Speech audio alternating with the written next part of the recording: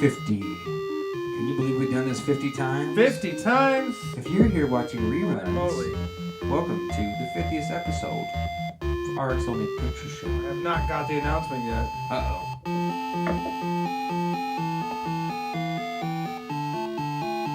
It says we're live right here on my Creator Studio dashboard. If you're a returning fan, keep an ear out for a possible new Adam Lore song in the introduction. What? A new Adam Lore song? Yeah. Well, it's not brand new, but it's new to the playlist. And if you're curious if your memes have been added to the introduction or if any memes have been updated into the introduction memes, the answer unfortunately is no. You'll have to wait for that next week. Oh, I found it live. Oh, I guess we should promote real quick, huh? See those subscriptions. Oh, Tracy, I did find, we threw a podcast on earlier that was informative, so I sent the guy who had produced it an email, just letting him know that we'd be on doing our own take of the Mormon forgery stuff. It smells like burning in here. I think that incense is... Sometimes it'll get down to the stick and it'll go out.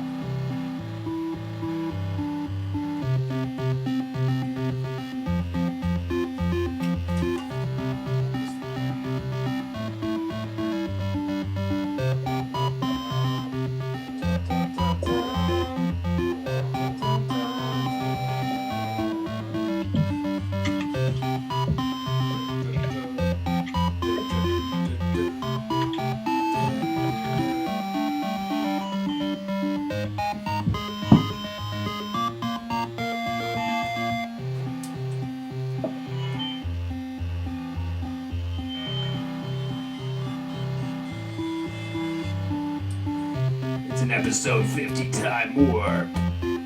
Whoa! 50!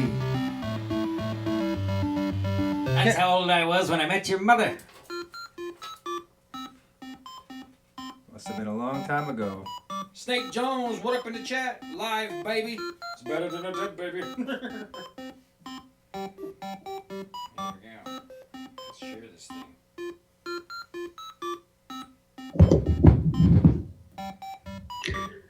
When you get around to it, you might want to add the extra N on the end of Hoffman's name. Oh, yeah.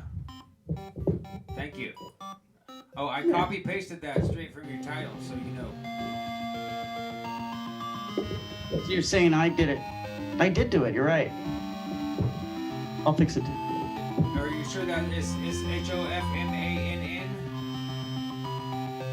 Yeah, it's Hofmann. That's a weird way to spell it, too, huh? He's a weird guy. I think that's being far too kind. Absolutely. I'd love to interview him, but apparently he's pretty hard to get. Well, I figured we could start mailing him first edition books. Yeah, let's snuggle up to the murderers. Get them on our side.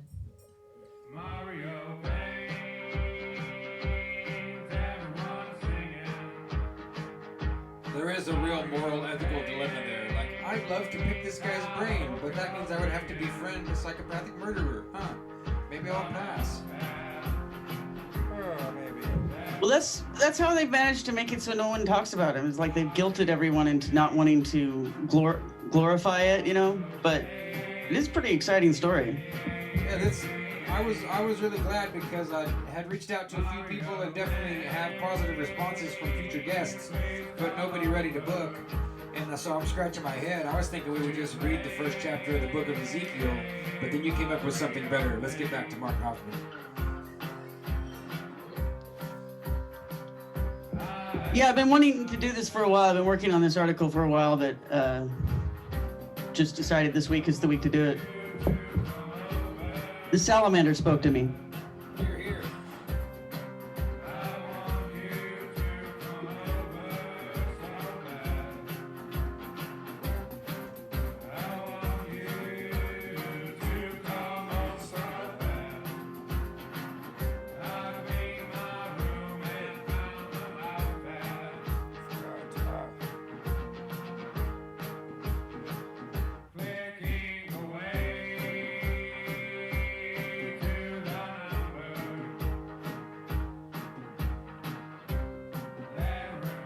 Plus Ultra Club is looking great on the website, by the way. Oh, thank you. I love the way it's all coming together. I'm almost done with my first main edit. This article's taking me forever to write. In the future, it will not be taking me like a month to try and write one article. That's what you say. It took me over a month to edit one article, so we're famous for misestimating how long it will take us to do things. I'm very good at that myself. I guess in my mind, what I'm imagining is it's okay when a complex article takes a long time, but like we discussed, being able to chunk out some newsworthy commentary on top of a couple other posts, that's something I've been intending to do and just haven't done yet. So I will be eventually getting into the news blotter mode of 5 paragraphs and push go. Eat that frog, man. Eat the frog. Eat the frog. Kiss the midget. For luck. I'll send you $1 if you know where that reference is from. Kiss the midget, kiss the midget, kiss the midget. No, I don't know.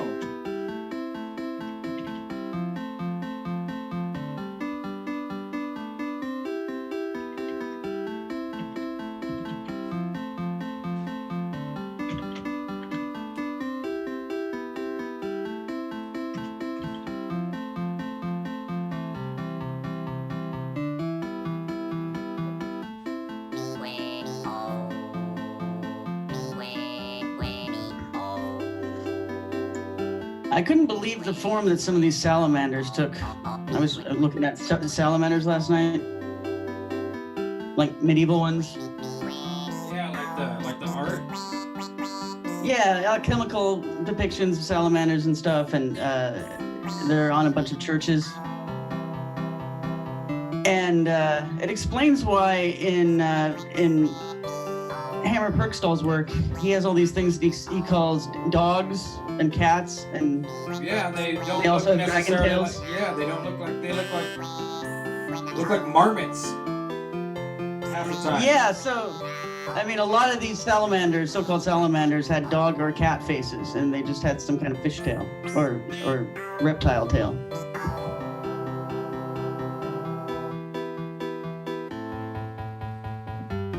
Salamander can be what you want it to be, I think. Or what you don't want it to be.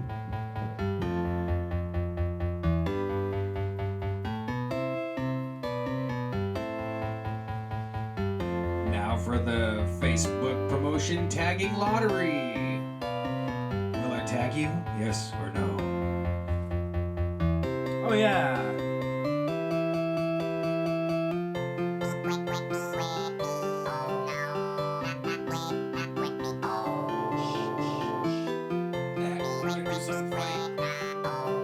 Tagging a cop. Tag a cop. I am just tagging a cop. Narcotics officer. Give me his shirt once. Gave you a shirt off his back. Yeah, give me his shirt off his back once. Wow. That's a good cop. No. No. It's a nice thing to do, but I'm not going to go to the next level and agree with you there. Only because I think he would agree. Like, good. What's that? What is truth? What's up? We have Daz in the chat. Uh-oh. He says he's in another dimension due to victory. Yeah, I meant to click on some of Daz's sports links, but I did not have time. But it's obviously exciting because him and other people are agreeing about soccer on Twitter, so... Snake Jones, number 9. Nice to see ya. Krista's in the chat. Hello, Krista. Michael Adcock. Good evening to you. An American 1. Real Plus Ultra Hours. Who up? Oh my gosh, I'm looking at who to tag on Facebook, and I was thinking, who do I know that are LDS Church? Howdy, Harrison. Nice to see you here. Jacob Vargas. Oh shit, what up?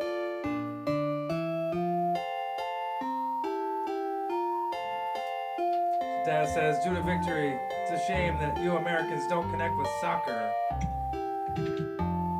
We prefer a handbag.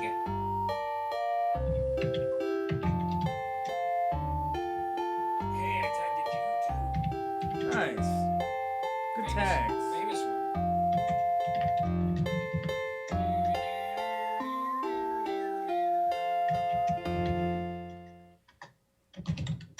Next song in 5, 4, 3, 2. Oh, I must not have pushed the randomize button. Maybe we need to get that out there, huh?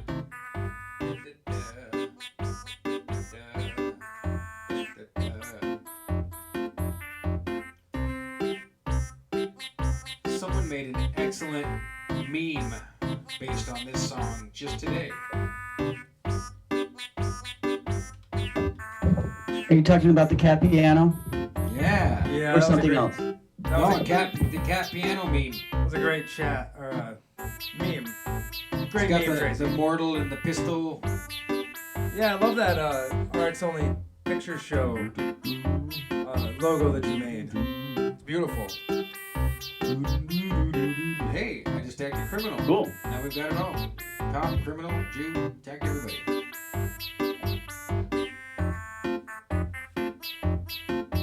Hey, Mark, if you're out there and you want to call in, we'll give you the Zoom link if you can prove it's you.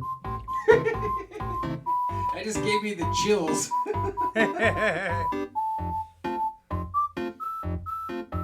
I always presume that LDS / Mormon folks have far greater powers than people give them credit for. So Oh, they do. They're powerful. Yeah. Yes, they do have special discernment. It's because of their familiar spirits, the salamanders. I think you're right. Salamandering.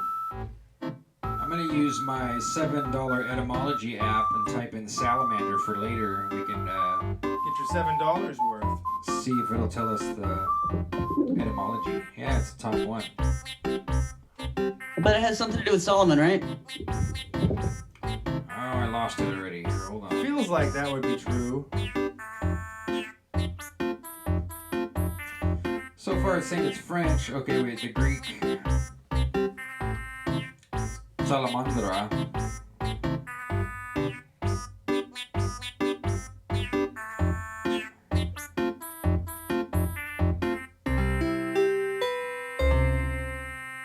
Ooh, it's a special cooking tool. It's a big poker. Ooh, solidified material in a furnace hearth.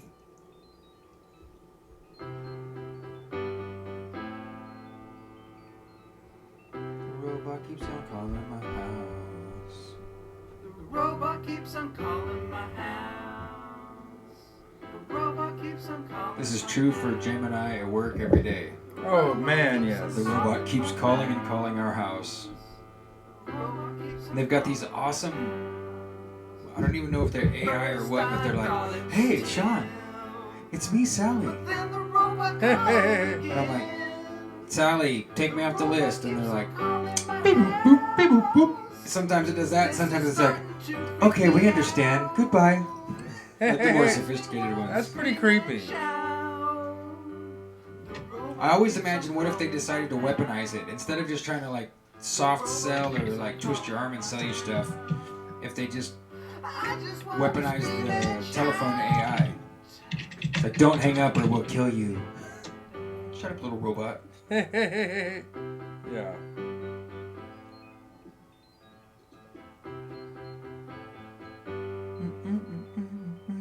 I can't figure it out. Oh, no, I can't figure it. I can't figure it out. I can't figure it out. I cannot figure it out. If you're ever wondering who's singing along on quite a few of these tracks, along with Adam Lore, that would be Mr. Door. Mr. Door, I'm not sure if Mr. Door would want his name disclosed, but Mr. Door and Adam Lore, Mr. Door and Adam Lore. they're a very popular songwriting duo.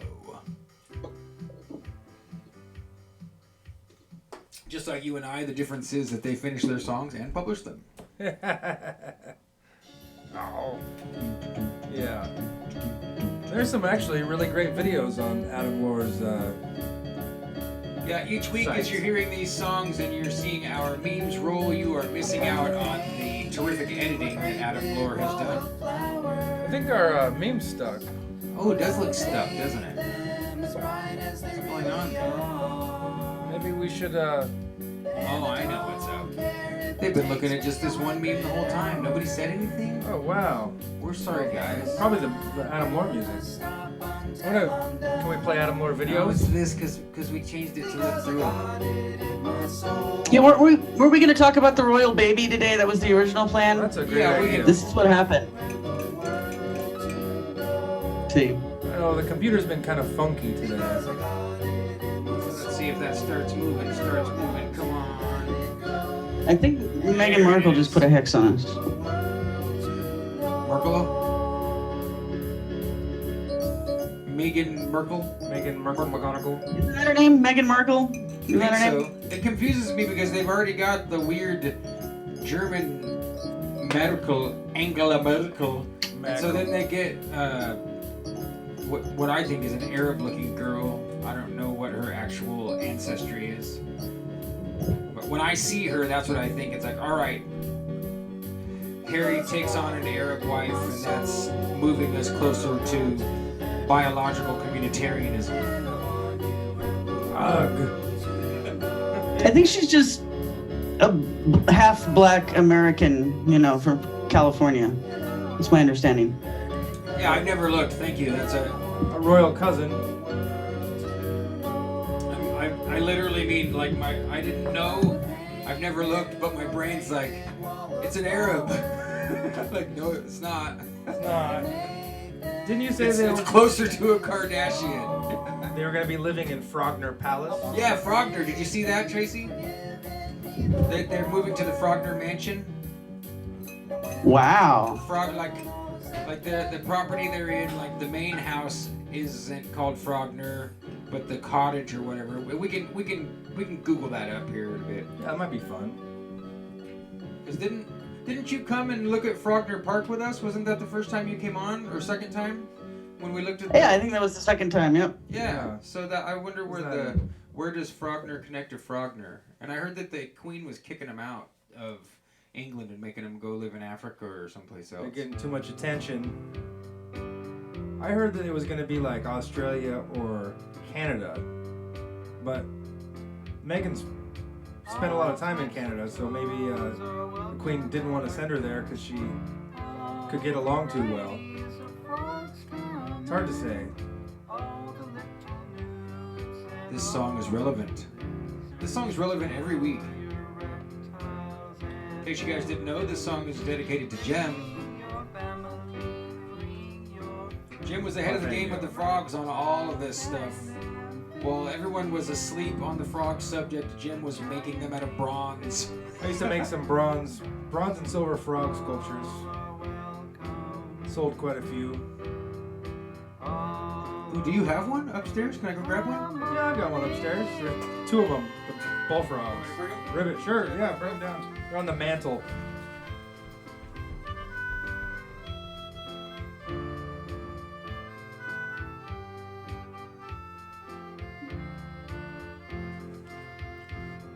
A lot of people like frog sculptures for their bathroom, I think. I would imagine. Man, I haven't posted on Facebook in 2 weeks, and they are punishing me. They're not going to let people see my posts. They're mad. They're like, you just come here to promote your stuff. We're not going to let you. That's what they're saying. Facebook's You heard about this thing, jerk. how they're going to do like a communitarian Facebook? Like in China? Like No. social scores? They said something about like community, that your wall would be like a community living room, and so your friends help decide, you know, how the algorithm is going to act and which posts are going to be promoted more, which is kind of weird because it's like, wasn't that the original algorithm? Was the stuff that gets liked more gets promoted more or visible more? So I don't really understand how this is different, but they had to take it away to give it back to us to make it legit. yeah. So is it like then that first? It's really just the luck of the draw, because it's the luck of whoever sees it first. But how did they decide who's allowed to see it in the first place? And then whoever sees it first, they get to decide whether they like it or not. I mean, I don't know. It doesn't make sense to me. Yeah. Oh, that's kind of dangerous. I'm using it so infrequently, I think I'm just kind of losing touch with it. Like, it used to be part of my mind, and it possessed me, and now it doesn't anymore, and we're not connected emotionally anymore. Pretty tempted to follow suit and bail. I think that's what all the cool people are doing. It is. Everyone's pushing it around. I saw Chris Knowles like, why are you even on Facebook? Yeah. It's because I'm weak, Chris. Same excuse everyone else uses. How else would I get in touch with my second aunt? Well, my friend.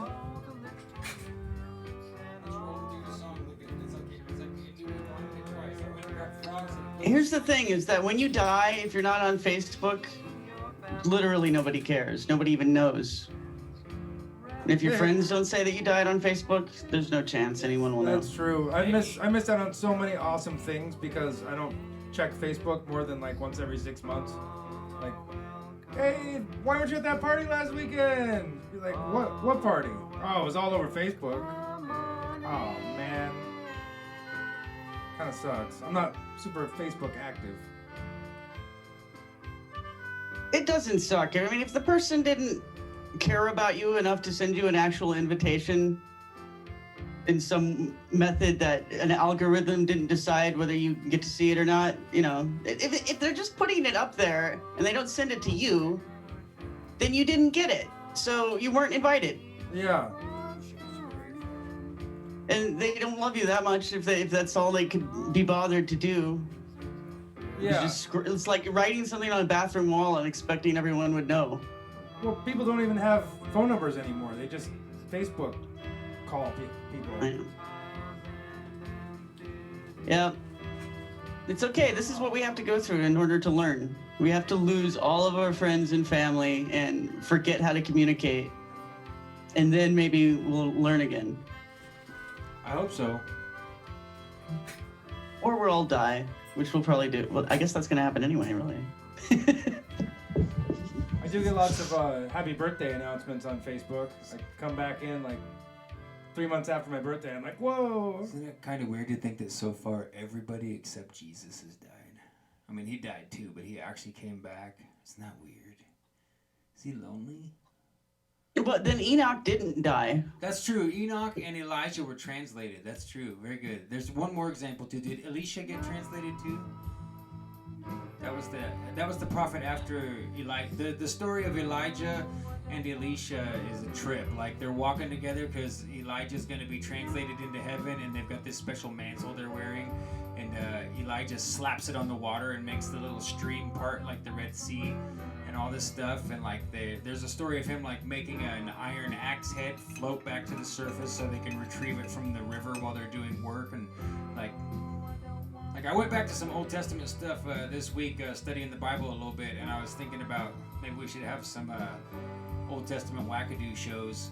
Like the first chapter of Ezekiel, like I was thinking if we didn't have any ideas this week, we could just take turns trying to read one paragraph each or whatever, you know, like just trying to understand the wheels within the wheels and the vision of God that comes to the prophet Ezekiel, because it is a mind-blowing trip. Yeah, that would be fun.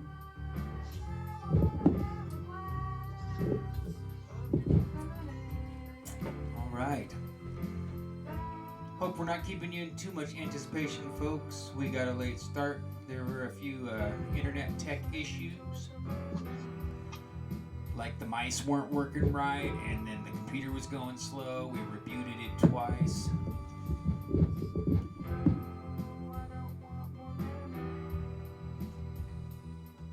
Let's see. We got 31 people waiting and watching. Stick with us, folks. It's going to be fun.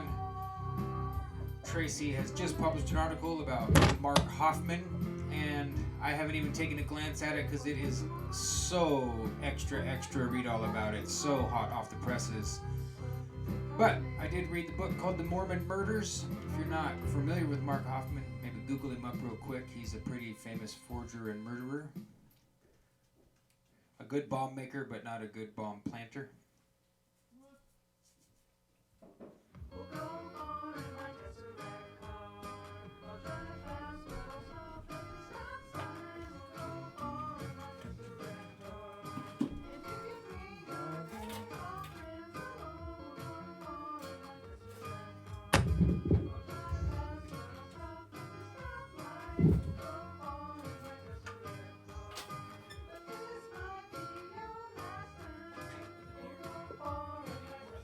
Oh yeah. Everybody's...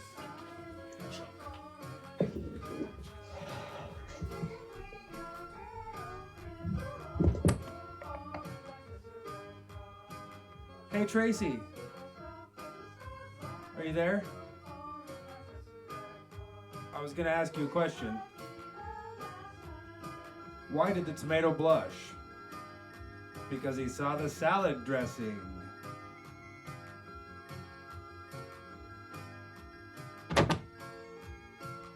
I guess Tracy wasn't quite there.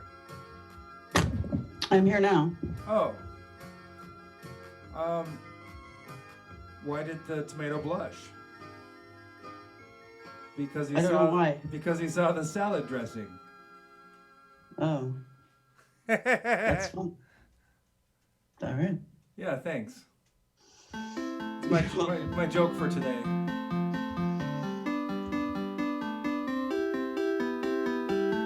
It's a clean joke.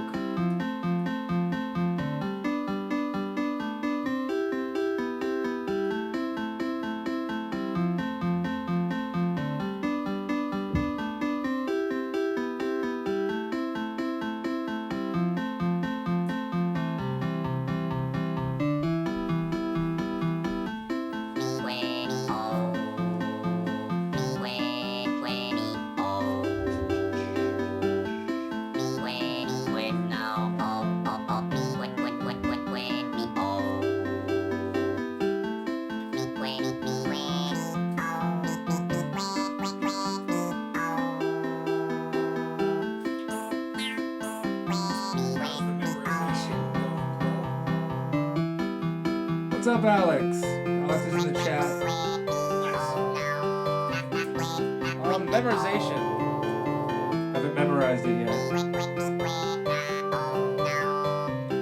you want to do it faster, do it while we're at the shop and I'll help you. That sounds good. Just go back and forth.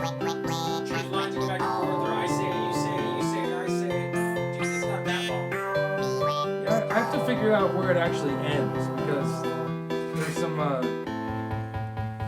disagreement on how long the soliloquy actually is.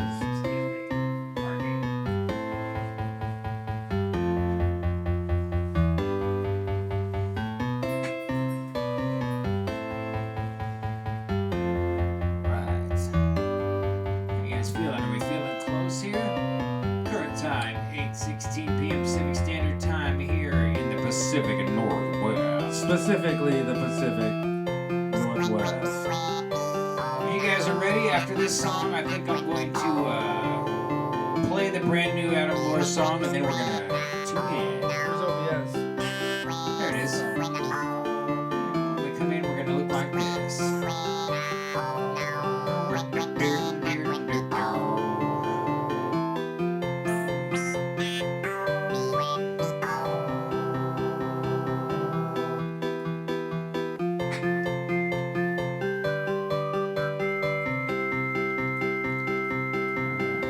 Let's do it.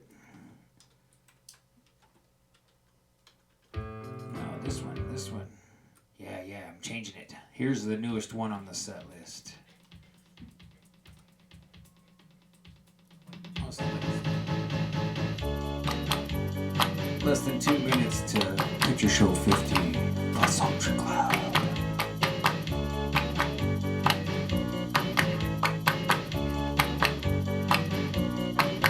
Make you hungry. How many donuts did you eat? I hope you saved me a glazed donut, please. I like the jelly donuts. Really like these frogs. I like the powdered donuts. I've always liked that they look like toast, but they're not. And the glaze, yeah, donuts, baby.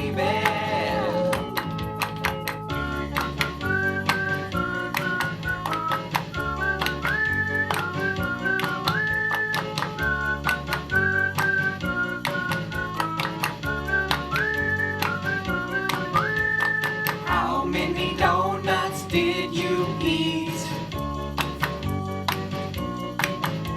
I hope you saved me a glazed donut, please. I like the jelly donuts. I like the powdered donuts. I like the chocolate and the sprinkle and the glaze. Yeah, donuts, baby. Wow!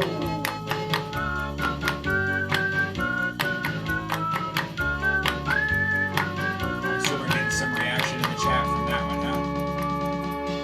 Alright, let's stop it right there before anything else happens. Hey, no, we're not starting over. We're coming at you live.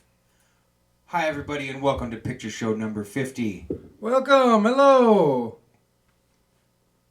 I'm SB, that's Jim, right here. In your grill we got Tracy R. Twyman. And I want to know, Tracy, what's your favorite donut? I like a chocolate cruller. Ooh. Ooh, that sounds good. Chocolate crawler. I think Jem and I are of a similar mindset, but let's check. Jem? I like the bear claw. Bear claw. So technically, I'm more the apple fritter guy. For years, I called the bear claw the apple fritter, imagining it was, until one day someone gave me what I asked for, and I wasn't as happy as I would have been had they given me an apple fritter. I also like maple bars with bacon. Those Oh, are yeah. pretty good. Oh yeah. Now, the song that Adam Lohr is singing there has been around for a long time, but he just if you haven't gone to his YouTube and checked it out, folks, I encourage you to go see all the videos for these songs that you're hearing each week if you're what I would call a serial listener. But our mother used to bring us sometimes these powdered jelly donuts in the box, not from the donut shop. And so every time I hear that song, that's what I think of. I think of taking those powdered jelly donuts and breaking them in half and eating the pieces of them, eating way too many of them until I have heartburn and I wish I was dead, and then still probably going back in a half an hour and eating one half more. I'm not the only one, right? You guys binge on donuts if they're around, even the stale ones? Like, I've got no self-control when it comes to sugary things, especially donuts. No, I can't handle a day-old donut myself. And in fact, a cruller is one of those things where you have to eat it within the first 2 hours, I would say, or else it's over. Absolutely, yeah. When you said cruller, I thought Tracy really is taking the risk because, like, you have to get... There's like a timer on those things because they turn more gross than fast food French fries as soon as they are no longer fresh. They do, but yeah, you can also just scarf down 4 or 5 of them in a few minutes. So it's not because they're light and fluffy, Now I can't lie, I do love the classic, traditional, old-fashioned donut with glazed icing on it. I could also make myself sick eating those, no problem. So. Okay. So yeah, let us know in the chat what your favorite donuts are, or join us in the Discord. We will start a new donut thread, a whole subject area just for donuts. So come find it.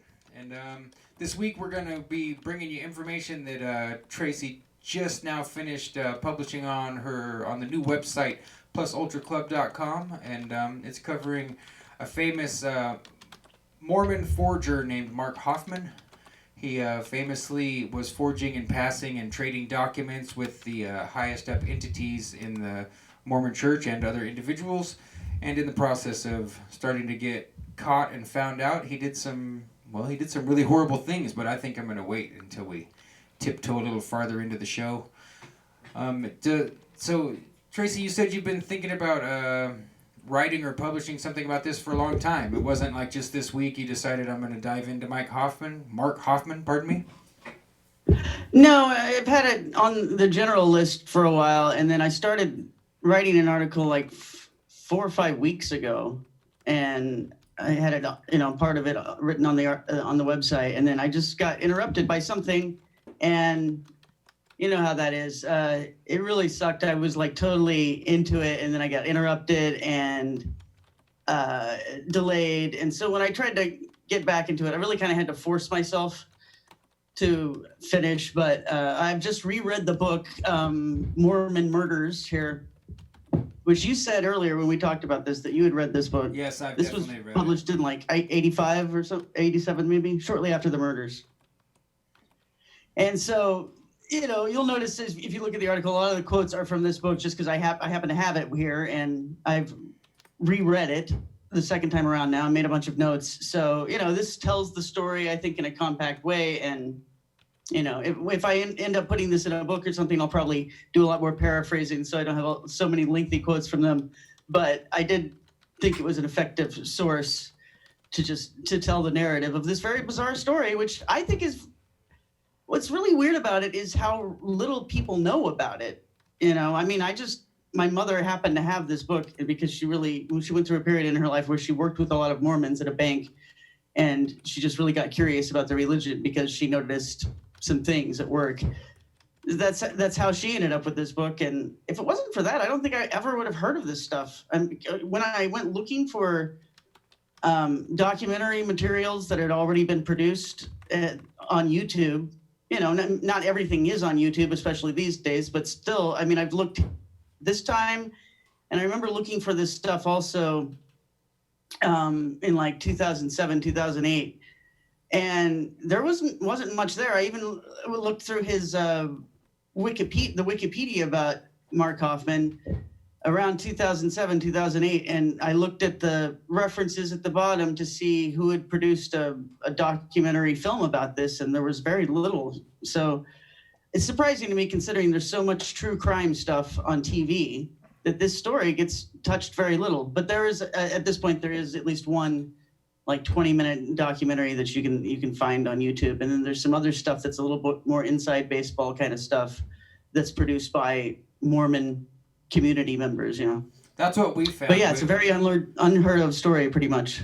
I did. What were you gonna say? I dropped an email to a guy whose information was pretty good, and I didn't do any follow-up background on the people that were talking other than whatever they divulged during the show. But it was a gentleman named Bryce, and he had a kind of hard to pronounce last name, and I don't want to botch it. I'll look it up here in a second. But it was a 2-part interview. We only got through the first part. I did drop him an email and let him know we're live tonight, and he was kind of giving a feature of an interview he'd done with a woman who apparently is a really high up Mormon historical writer, and I think they were calling her anti-Mormon. I just can't remember her name off the top of my head either. But we did the same thing to kind of review. I've also read the book, but it was probably, almost 10 years ago.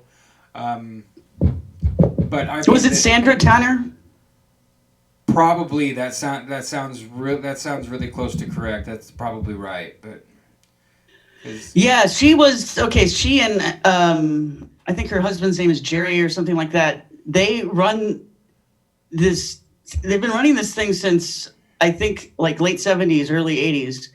That is researching the history of the Mormon Church, and to a large extent, in expose form. Because they themselves are not Mormons, but they live in Utah. They're surrounded by it. The state is essentially run by the church. That's definitely them. So yeah. And yeah, they've been publishing these books, self-publishing these books. A lot of them like comb-binded books, or they have their own like perfect binder machine too. Anyway, they're adorable. These cute little self-published pamphlet books, and so they had one that was all about, I have this one in my library at the office. It's all about the Mormons that Howard Hughes hired, the Mormon Mafia, and how he would only trust these Mormons that were all like ex-CIA members. I did not know that. Wow. So that was like his personal bodyguards and his the guys that did tough jobs for him, secretive jobs. They had to be Mormons.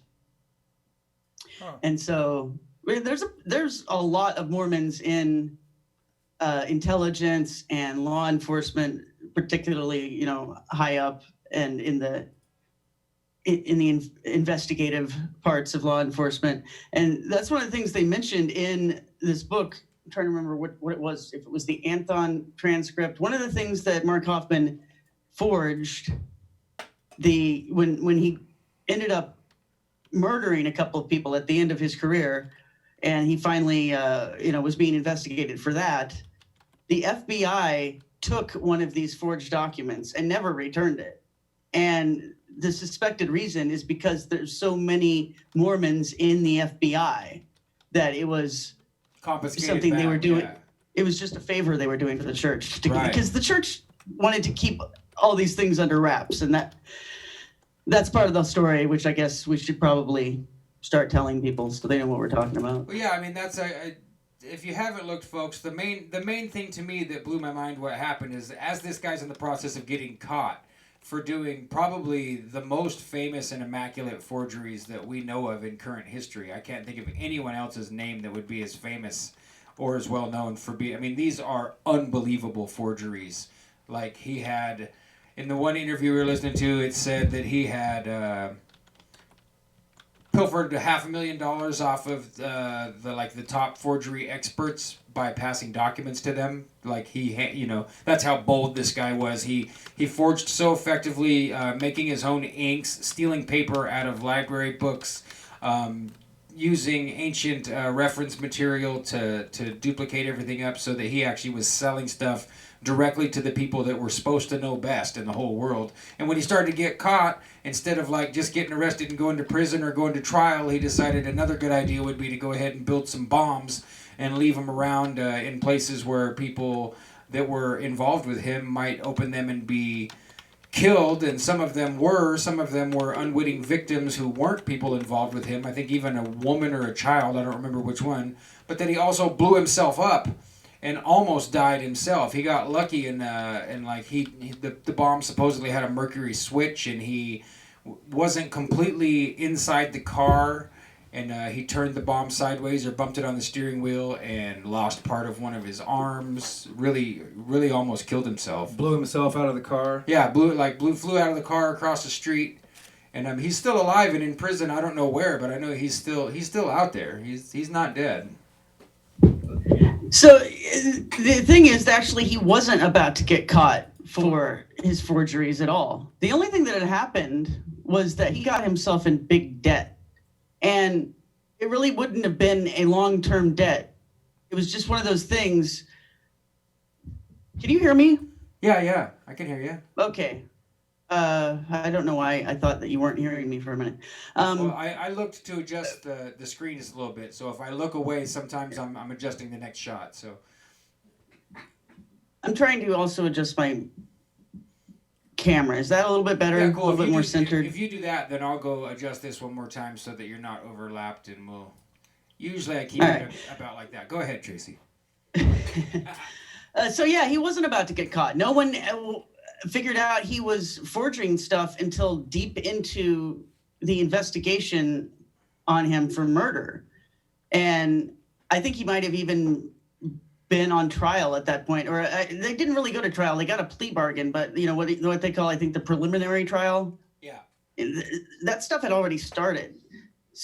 But these two guys did eventually figure out that he was forging, and that kind of busted the murder case open that was about to fail, mostly because of the church tampering with the whole thing and pressuring the prosecutor to drop it or to lower the charges because they didn't want investigations. They didn't want everything to come out.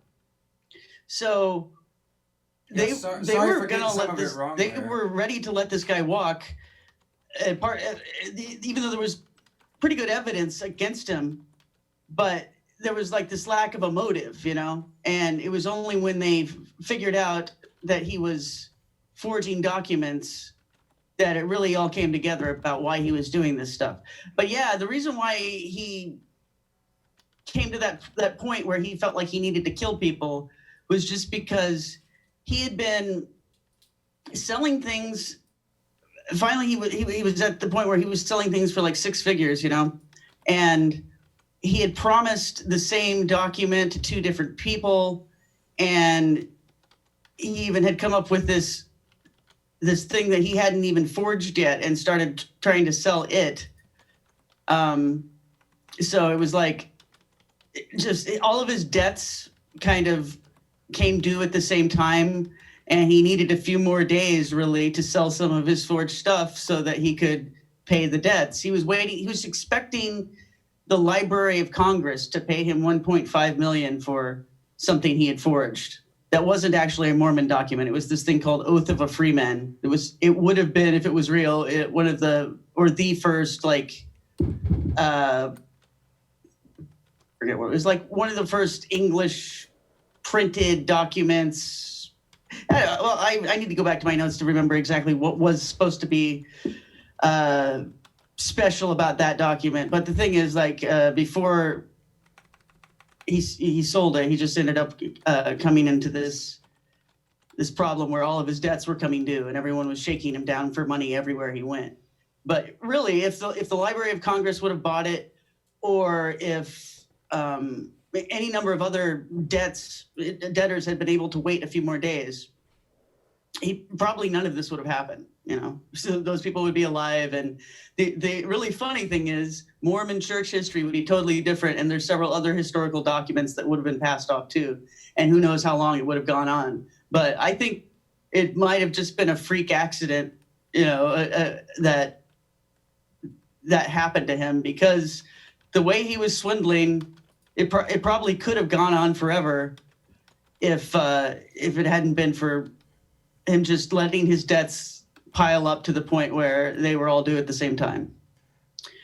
But yeah, I think it's hard to, it must be hard to manage something like this, you know? I mean, yes, the forgeries are brilliant. Trying to juggle everything else, trying to juggle all of your lies and keep them all straight must be difficult.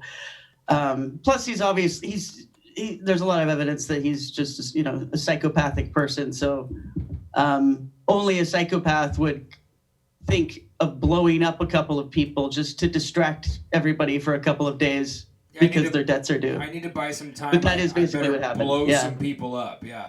That's right. And forgive us, folks, if we bounce around on details.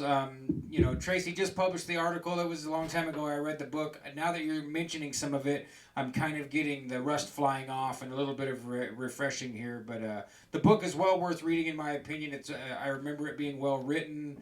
It covers the story in a reasonably unbiased way. I mean, they're a little bit against the church, but if I remember correct, would you agree with that in the Mormon Murders book? Well, yeah, and I wouldn't say that. I mean, it's hard to write about the church history, which is what comes into this book a lot, without you know, sounding like you're making fun of it, and you kind of end up laughing. You have to, because the thing is, you know, Mormonism was created in modern times, essentially, when, you know, the history that they were making was being historically recorded at the same time. So we don't have all the details on how everything came together for the mainstream Christian churches. But this one, you know, everything is there. People were calling Joseph Smith a liar and making fun of him at the time. And there's records about things that he and his family members and the early Mormons were doing that contradict what the church wants you to believe about them. So, you know, you can't write about that stuff without, you know, you end up being irreverent about this church, because they're stuck in this position. Like, they want to present you revealed information and act like it has as much validity as older revealed scriptures, but modern people will never give that same kind of recognition to things that were revealed, within the last couple hundred years. And it's because that we have the history about it. If we had all the history and details of every embarrassing thing that happened on the way to composing the canonized Bible, then there would be a lot less reverence about that subject too. But because, it's all hanging out with Mormonism, it's impossible to treat it reverently. It's just an episode in history, So yeah, I think that I don't think the authors are anti-Mormon, the authors of Mormon murders. It's just, this is a story of faking history through document forgery, which is exactly what Mark Hofmann said he wanted to do. And that's what the history of the Mormon church really is too. I mean, the whole thing comes down to these golden plates that Joseph Smith supposedly discovered in a hole. And the mainstream story now, the church's story, is that an angel named Moroni showed him these plates, where it showed him where to dig. And then so here's how the story goes. It's like he found them, and then they were written on what he called, written with a term that he coined, Reformed Egyptian. Yeah, I remember that. But so basically what it looks like is that he or someone working with him tried to come up with something that they thought looked like an Egyptian, Egyptian hieroglyphs, Egyptian pictures. And it seems like it was sort of based on something they had seen, but it really didn't look like any real Egyptian anything, Yeah, so when that was pointed documented out to him, to Joseph Smith, by one of his friends who had gone to a professor named Anthon to try to, have him authenticate it. So the guy says, hey, this doesn't look like Egyptian at all. And so that guy, Martin Harris, goes to Joseph Smith and says, hey, it's not really Egyptian. And Smith says, well, it's Reformed Egyptian. Yeah, Reformed. I was trying to find a picture of the Urim and Thummim glasses, but earlier today I grabbed that one document that you're describing, the one that the main Reformed Egyptian document, and showed JEM as we were looking at all this. Like, well, here's, because it's a, I'm going to come back to these. There's some really silly glasses. I'll find them later, but let's see if we can get that Reformed Egyptian document up on the screen. Yeah. Because people, if people can see that, they'll really understand, how good he got this stuff looking. Because say what you want about this man being a psychopathic murderer, that's definitely true. He's still in prison for it for the rest of his life. But he went way beyond, just short of people trying to, what do you call it when you make a bunch of money? The word's slipping from me there. Counterfeit, Counterfeiters are the only other people that I would compare to the way that this stuff that he was making looks so authentic and so much effort put into it. Well, that's how he started too. If you don't mind me reading a little bit from my article. Please do. That is how he got started in the first place. He got started when he was 12. Okay, and I'll just go ahead and read this. Mark Hofmann, I misspelled his name. First paragraph, bad. Funny spelling. The way you spell his name, guys, Hofmann. Anyway, Hofmann got his start in faking antiquities at the tender age of 12. He taught himself how to change the mint mark on coins with the use of an electroplate set. He paid a fee to have them authenticated by the American Numismatic Association, then sold them for hundreds of dollars each. When a friend of his, to whom he'd bragged about his ability to alter coins, later discovered that he had been making lots of money selling old coins, and that friend asked if they were genuine, Hofmann replied, "Of course it's genuine. If the American Numismatics Association says it's genuine, why then it's genuine?"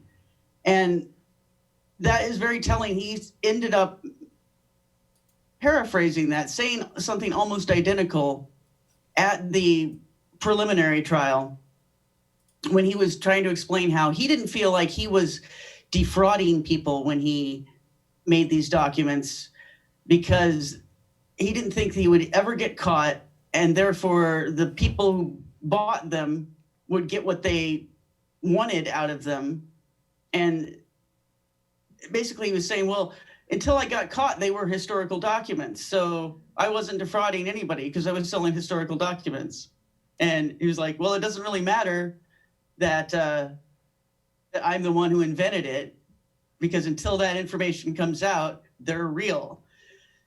So what's interesting is that he also mentioned some of the studying he did to know what the right things would be to say in these forged documents. And he mentioned that he had studied magic. And I think that he studied quite a lot of magic. They didn't go into it in detail in the book, but you could tell that's a very magical attitude, to think that something is real as long as you write it down and people perceive it as being real. You know, unless someone then proves it to be unreal and everyone accepts that proof, then you've created something, you made it real, you changed history just by inventing something and writing it down. Yeah, that's one of the big problems I've had with chaos magic, is that exact idea that there's no real truth, that whatever truth we want to foundationally use is good enough. You know, that's kind of, you know, I'm not saying that's across the board, but if you go looking at the beginning tenets of you know, chaos magicians, it says that, you know, whichever truth we're using at the time is good enough. And I've always I disagree. I disagree with Mark Hofman and chaos magicians that feel that way. But the church doesn't disagree, I think. And you know, I think that comes natural to them. I'm speaking specifically about the Mormon church, although I would say all churches, to one degree or another, seem to embrace this sort of idea. And it goes along with the idea that, you know, the Pope is infallible. So when he says something, you know, if he says that all of the babies aren't in limbo anymore, all of the unbaptized babies, then all of a sudden they're not there anymore. Right. They're in heaven.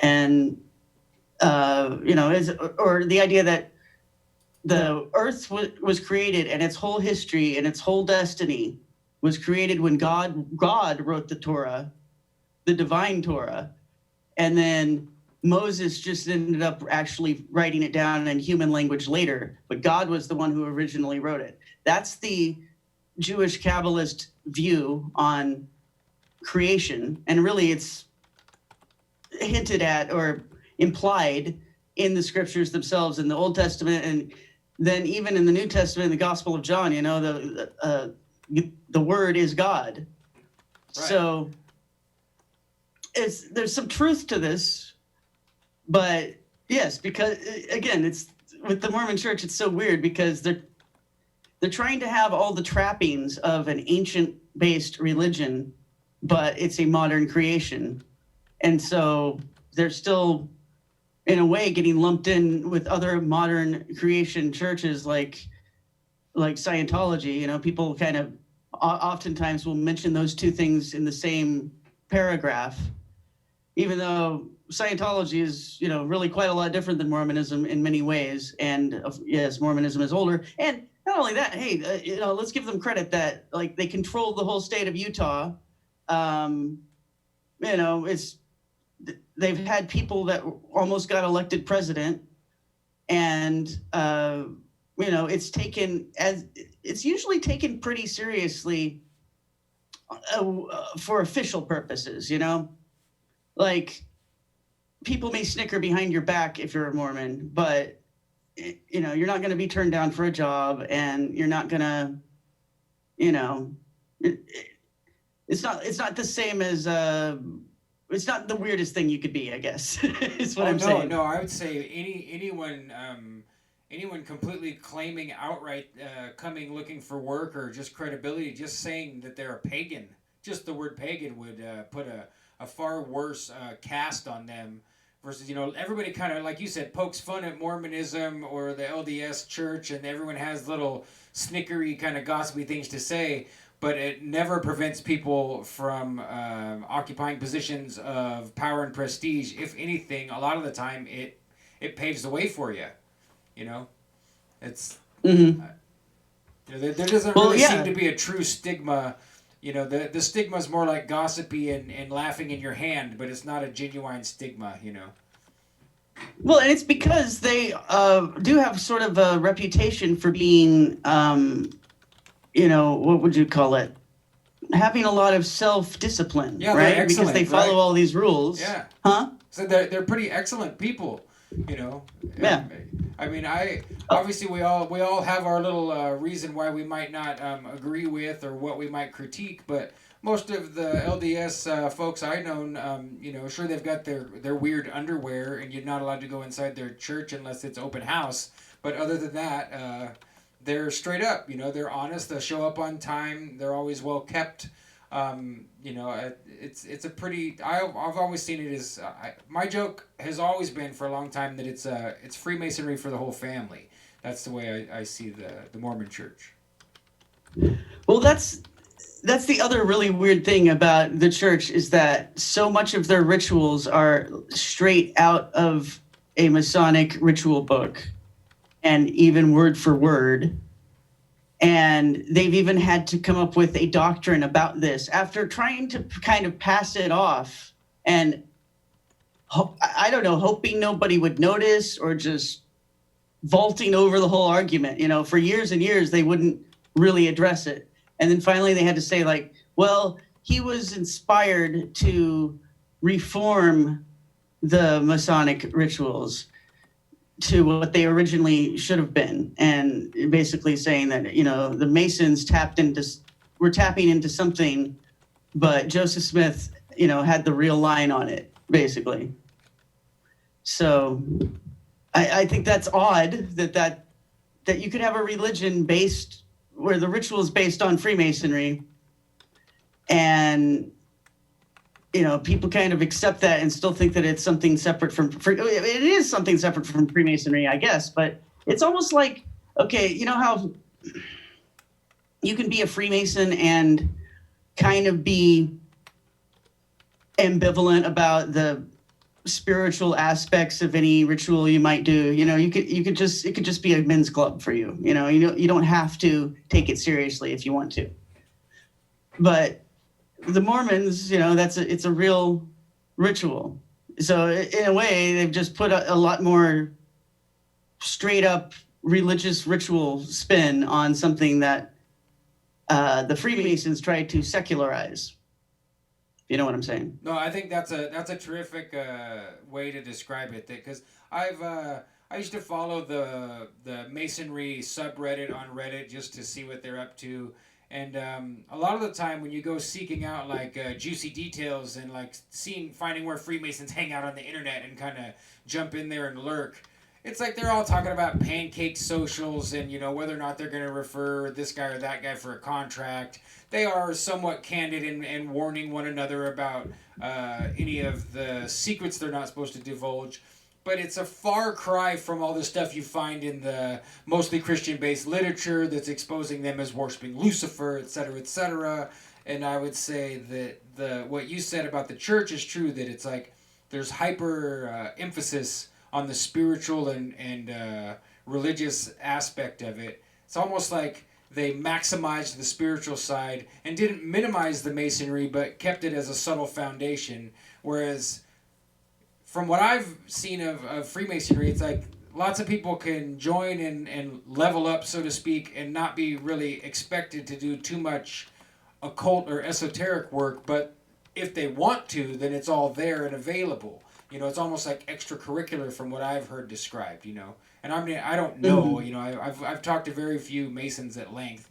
But I mean, that's the way they've described it. Like, you got to go through the first three, and and we all just hang out in lodge, and we got plans to do civic type things most of the time, But then some people are ambitious to move on up in through degrees and learn more of the ritual, and it's pretty close to magic, a lot of it.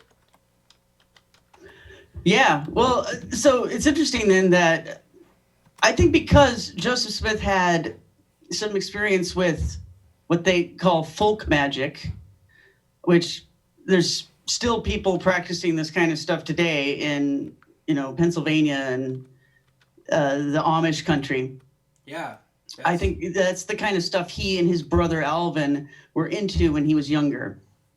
And the idea that that him finding the golden plates might have actually been one of these acts of what they call money digging, of asking a spirit to show you where treasure is, and maybe that's how he either found the golden plates or found something that gave him the idea of telling that story about golden plates. Yeah, there's I think that makes sense, huh? The interview we were listening to. I don't know if you caught this part, Jem, but he said that when he was a kid, he had a reputation already. Oh, I'm talking about Mark Hofman again now. I know Okay. I'm kind of paralleling these guys together. So maybe this is a Mormon trend we're seeing of Yes. Hofman would go and like hide stuff and then lead his little troop of boys to go find it and be the hero that he had discovered treasure. And so the Joseph Smith, and I don't remember, you said his brother's name, I don't remember his name, but they were definitely Alvin. involved in like you said, folk magic. Sometimes they call it powwow, sometimes they call it hexen. And like you said, it's still practiced over there in Wilkes Barre, and that parts of the world is still pretty thriving and it's active. But water divination, what do they call it? Dowsing and treasure hunting seem to be pretty key points. And I know that the dowsing lots of people still use dowsers. I know of people up north here in the Pacific Northwest in the more rural areas, if they're going to drop a well, they'll do both. They'll have a professional come and look at where they should put the well. And Jem and I actually saw a local lady working for the city here in Walla Walla. They had marked out with the spray paint on the ground where they were going to... she was locating pipes underground. Yeah, locating underground water pipes. They marked it out, and then she went, and we were out in the warehouse, and she didn't really see us, and she went and grabbed her copper rods and double-checked her work by dowsing. And so it makes me wonder, did old Joe Smith really find something, or did he know that if he went and put something there and found it, that maybe that would help to advance his position as a treasure finder? I know there's something to dowsing. Oh yeah, I'd say dowsing is absolutely real. I mean, I don't think dowsing works. It's real. You can hire people to do it, and they're often more effective than the plain old professionals that don't do it. Yeah, I'm trying to find this segment in here that didn't end up in my article, but I guess I don't know why I can't find it. I know I had it earmarked, but anyway, it was all about how... Sorry, go ahead. No, I was just going to say, if you want time to look, you're not under pressure. I was kind of putting up some pictures of cool Joseph Smithy type stuff, like the plates and the weird glasses, the Urim and Thummim, I didn't say it right. But yeah. Well, yeah, okay, so I saw that you were putting up some pictures. I don't know how that could be, though. Okay, from what I was reading in this book, they were saying the Urim and Thummim, Yeah. which is, of course, just so everybody knows, that's the name of some objects, some divinatory objects that were involved crystals, colored crystals, that the prophet and priest Aaron used in the original Aaronic priesthood, or was supposedly the original Aaronic priesthood in Israel in the Temple of Solomon and stuff. So these objects, which are not really described in the Bible, they're called Urim and Thummim. Nobody really even knows what that means. But so Joseph Smith then called his seer stones that he used to translate the Book of Mormon, he gave them the same name. Right. And so, but what I was reading here in this book was that Mark Hofman at one point had basically unlimited access to what's called the vault, the secret vault in the LDS main temple. That's right. I remember that.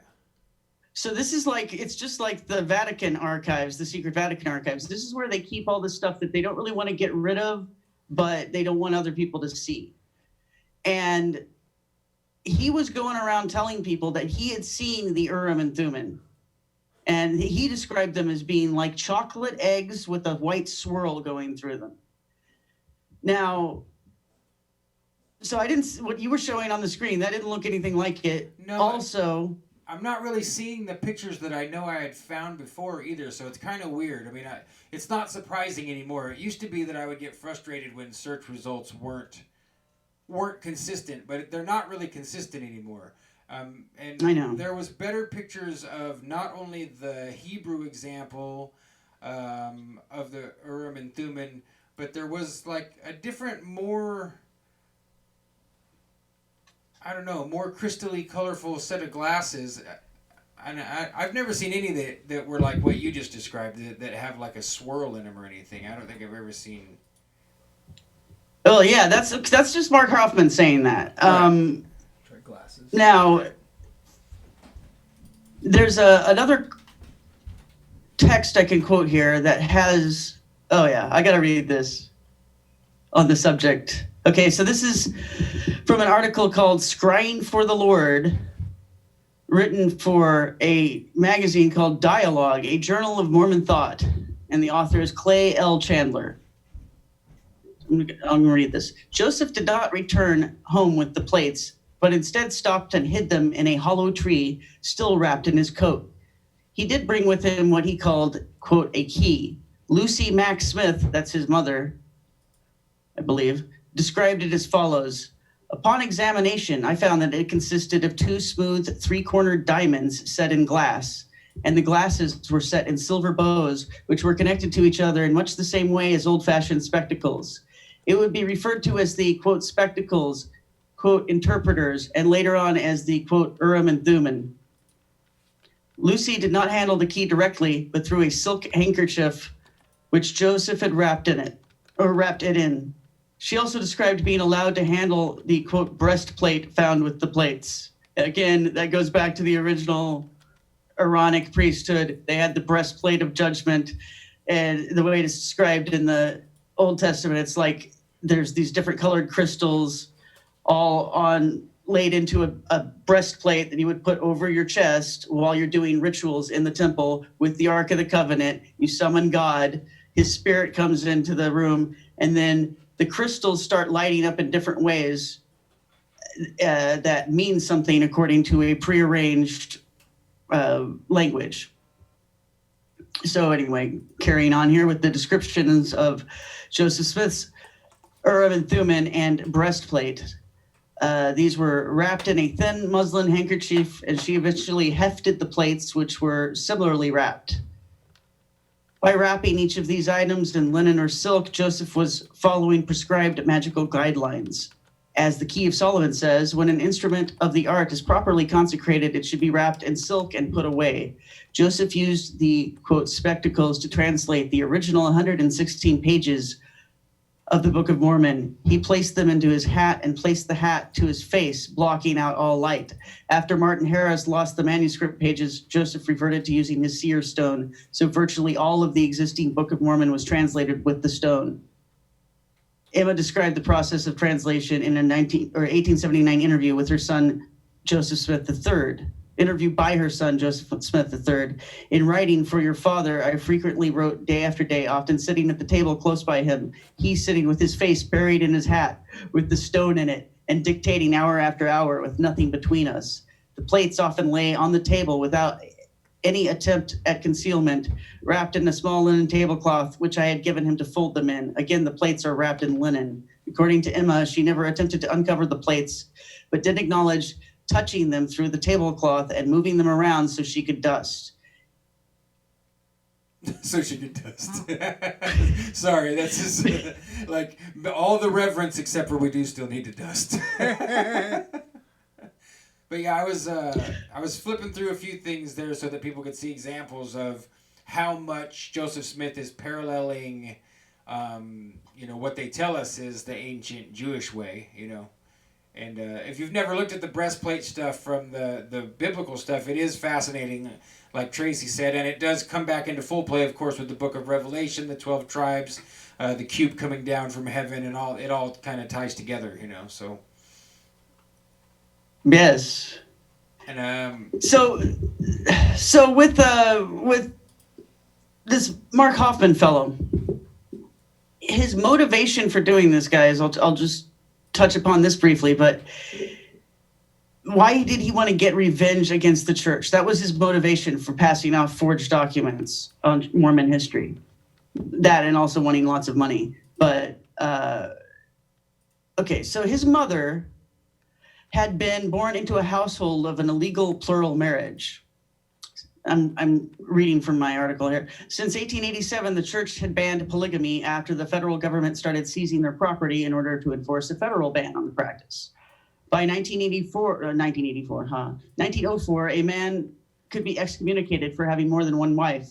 However, the practice continued in secret, conducted privately, often by people who were in leadership positions within the church.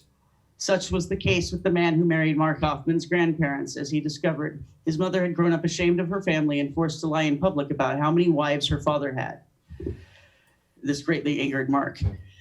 So I'm thinking that Mark was looking at the history of his church and realizing, okay, with the stroke of a pen, they declared that these marriages were no longer legal.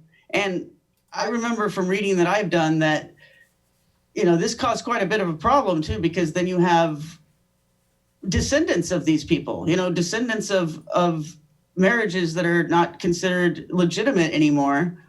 But the first wife is legitimate, but anyone from the second wife isn't.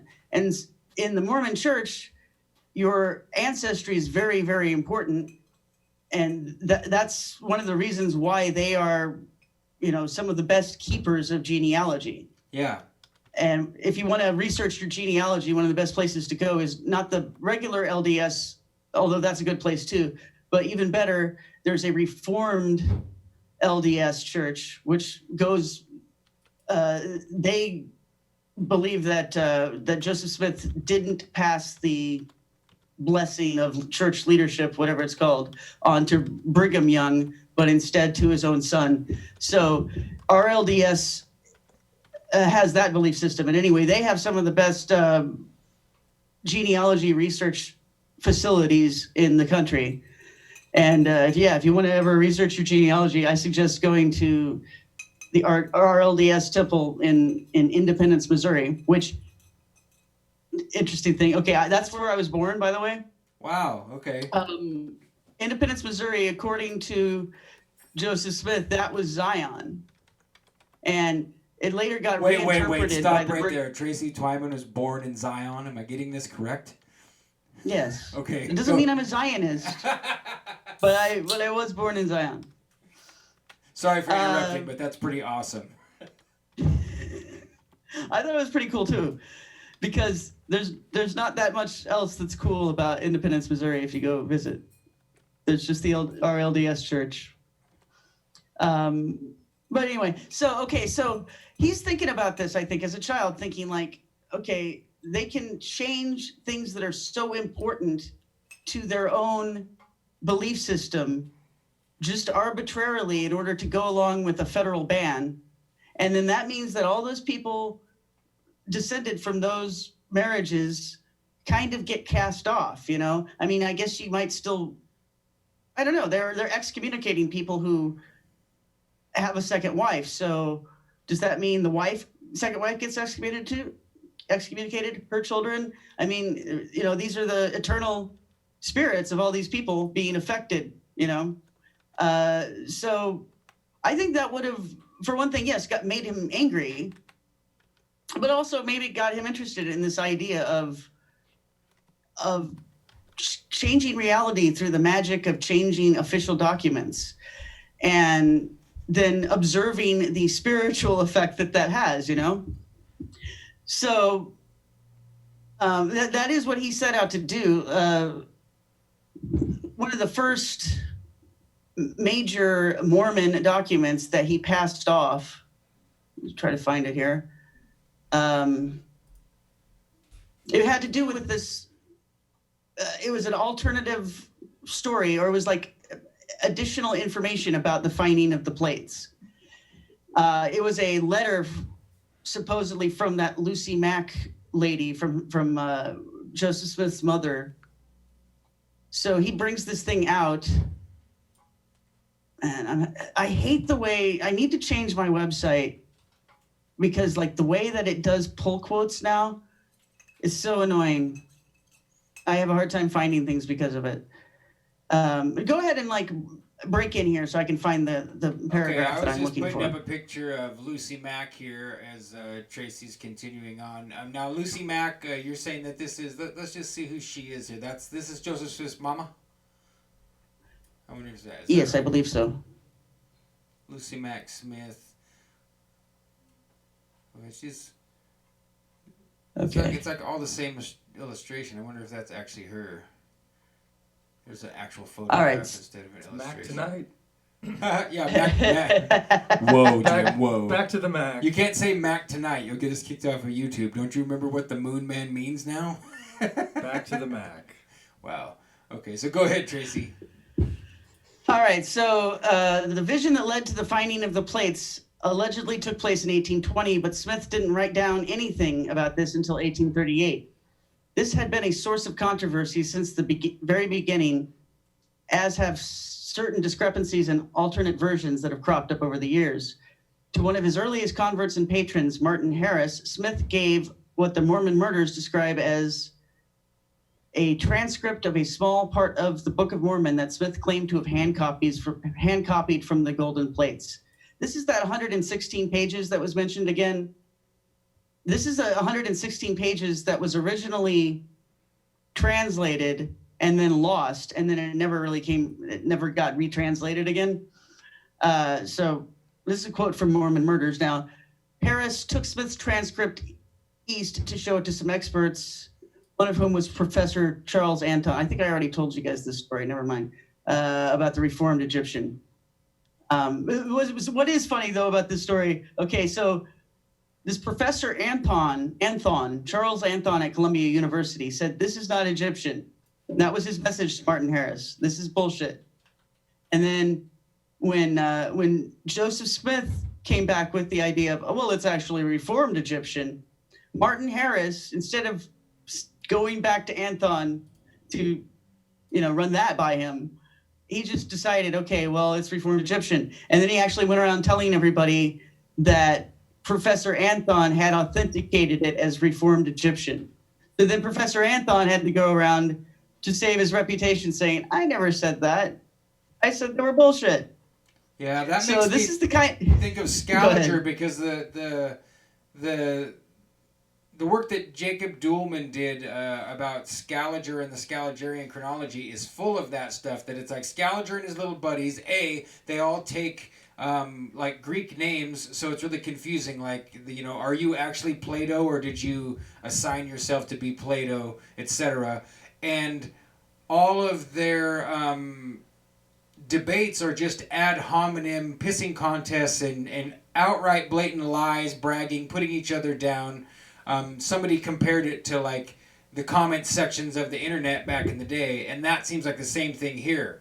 That like, and we see it in the press all the time, right? They publish some crap that anyone who's in the know understands to be a lie, and then they come with some piddly retraction or half retraction or update to the article, but the first blasted headline that went out and got everybody looking at the information, it creates an impression, kind of back to what you were saying. The magic works, and then they come back and say, oh, well, we kind of got that wrong, but the original idea is disseminated with all the force and power, and that's, so we're seeing this over and over again is the reason I break in with it that way. You're describing it here with the Book of Mormon. We've seen it all the way back with Scaliger and his alleged first putting together of the continuity of history, and we're still seeing it now every single day of them publishing, retracting, publishing, changing, until we have everyone claiming that everything's fake news all the time.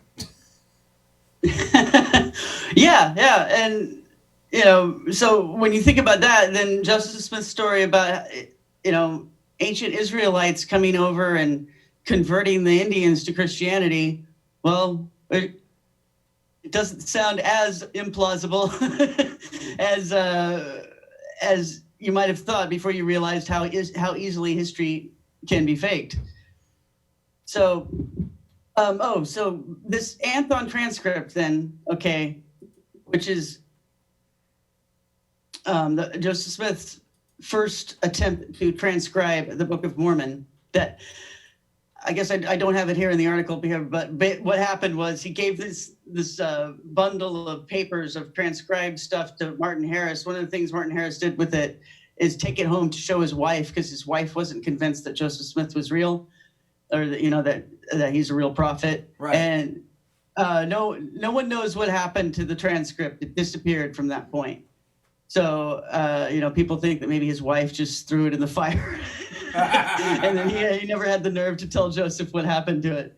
But anyway, so this is the thing that Hofmann pretends to have found. And actually, he set his wife up, supposedly unbeknownst to her, that so he set her up to be the one to find it. So he made this thing, and hopefully, if we have time at the end, I'll read a lengthy description of how he did some of this stuff.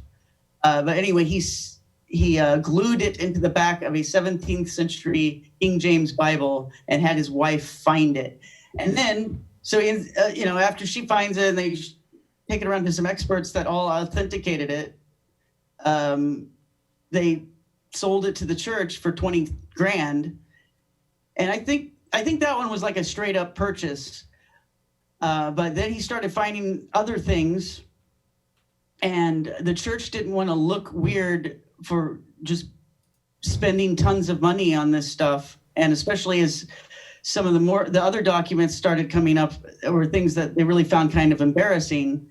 So then they had to start playing these games where they would pressure rich people that they knew to buy the documents from Hofmann and then donate them to the church. Right. And at the end of the story, they end up pressuring a bank to give Hofmann a loan to cover the cost of one of these documents, so that because he would basically say to them, well, you better buy this, or else I have these other buyers that are interested, and one of them is the RLDS church. There's their rival, right. the other LDS, and they're like, oh, we don't want that, so they have to find someone who's friendly to them to buy it and then donate it. But anyway, so he did that, and the first one they were pretty happy about. Like I said, the Anthon manuscript. Here's a quote from Mormon Murders. Hofmann's find was not only the earliest known example of the prophet's handwriting, or so it seemed. It was nothing less than the document from which Smith personally transcribed the characters from the golden plates. The leaders, that is the church leaders, liked the sound of that. That pleased them very much. It was an inspiring image, a wonderful thought, especially in the way it made the gold plates so real. So first he sells them something that they like because it props up their story. And he gets in good with them. They start letting him into the vault. So that what that does is it gives him access to documents that other Mormon scholars never get to see. And maybe they don't even know the existence of some of these documents.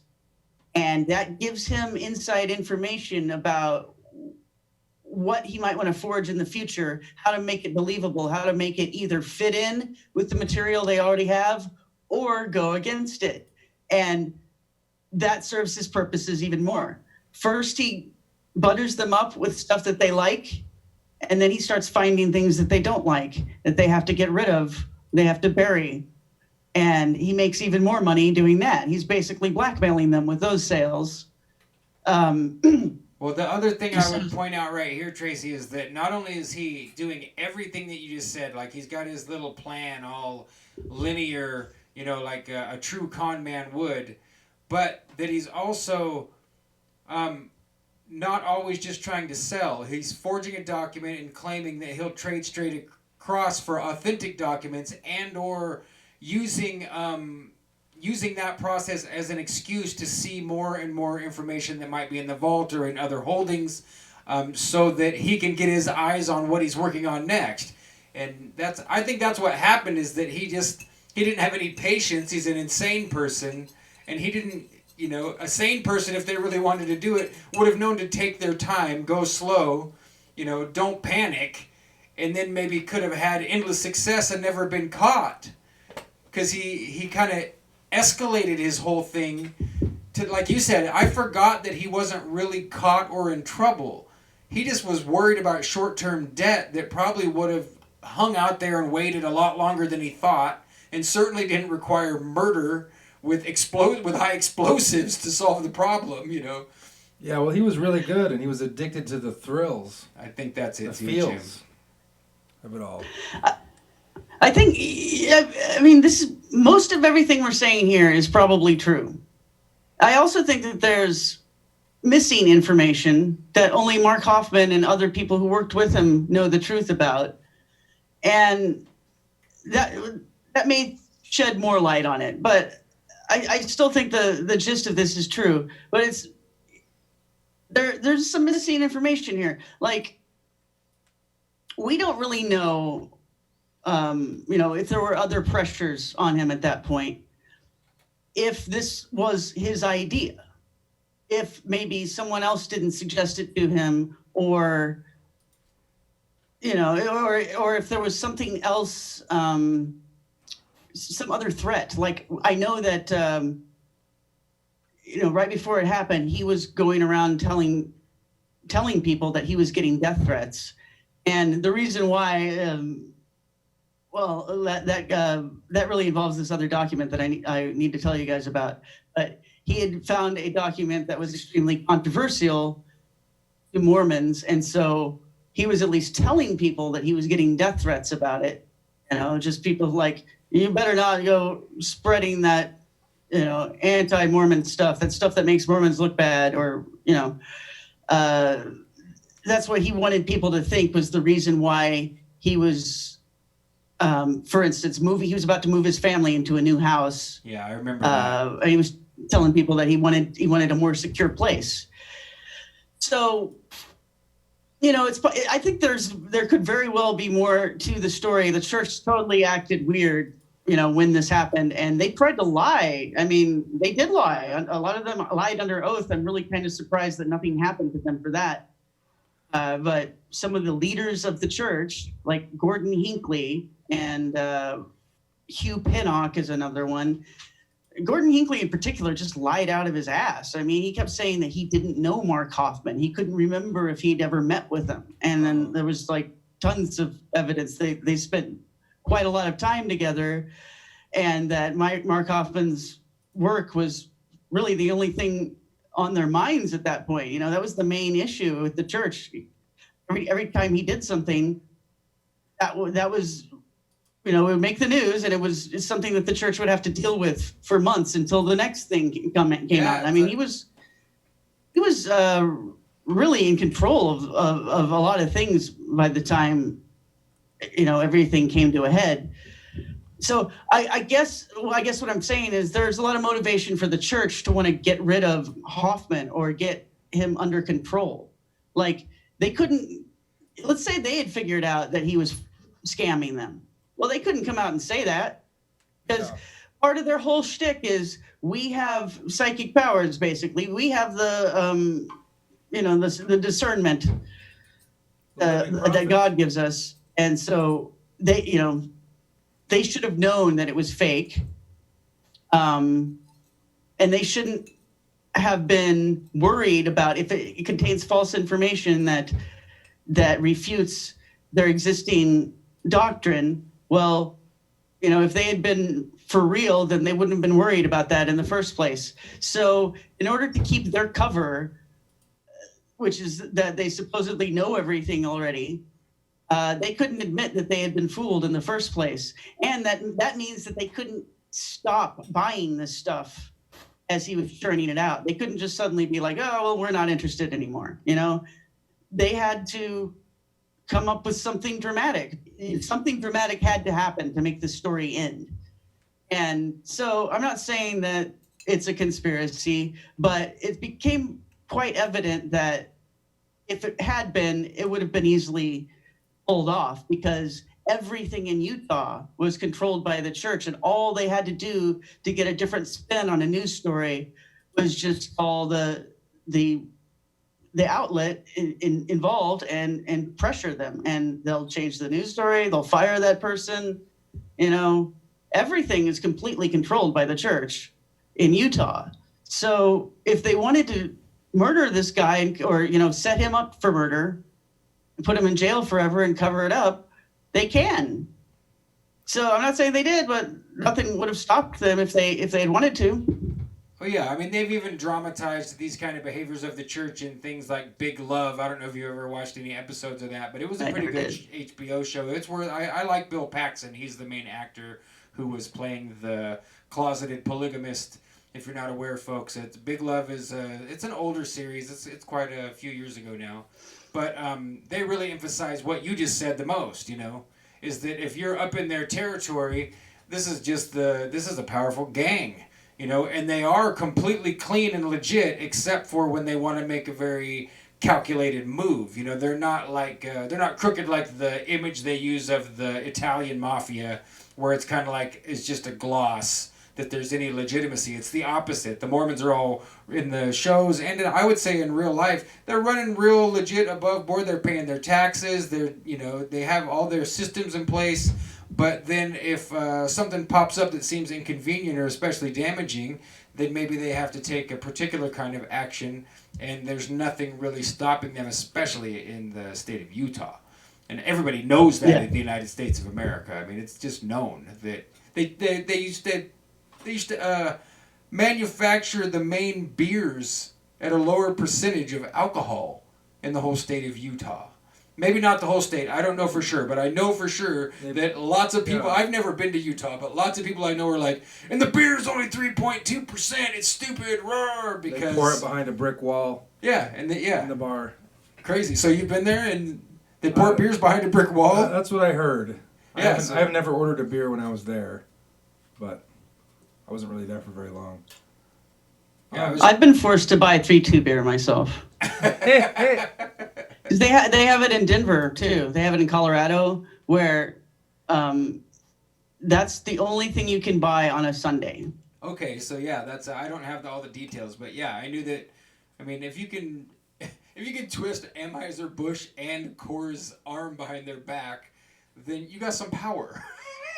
You get a lot of power. These are big companies that I doubt they're giving up a lot of ground to anyone that's saying they have to do anything.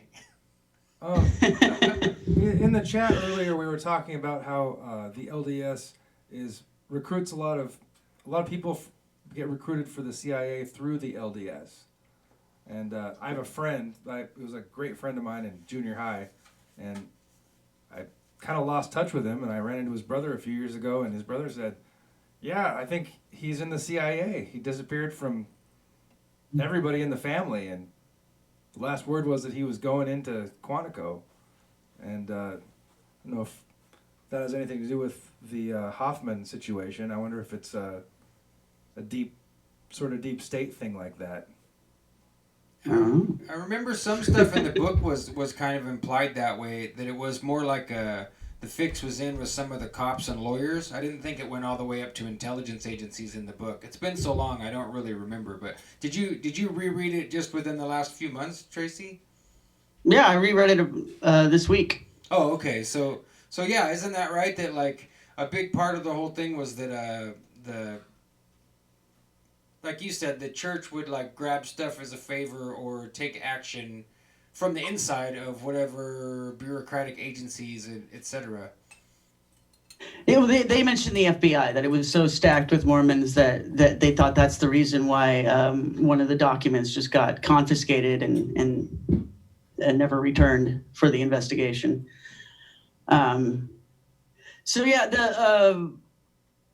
There's this other document. This is really the document that I think brought everything to a head. I mean, there was lots of other documents that he cooked up after this one, but this is the one that was so controversial that he supposedly was getting death threats, which may very well be true. And I think also that this is the thing that kind of pissed off the church. So I think if the church did turn against him, and maybe that had something to do with the tragic ending to this whole story? Well, it would have been because of this thing, which is the Salamander letter. So I'd like to talk about that.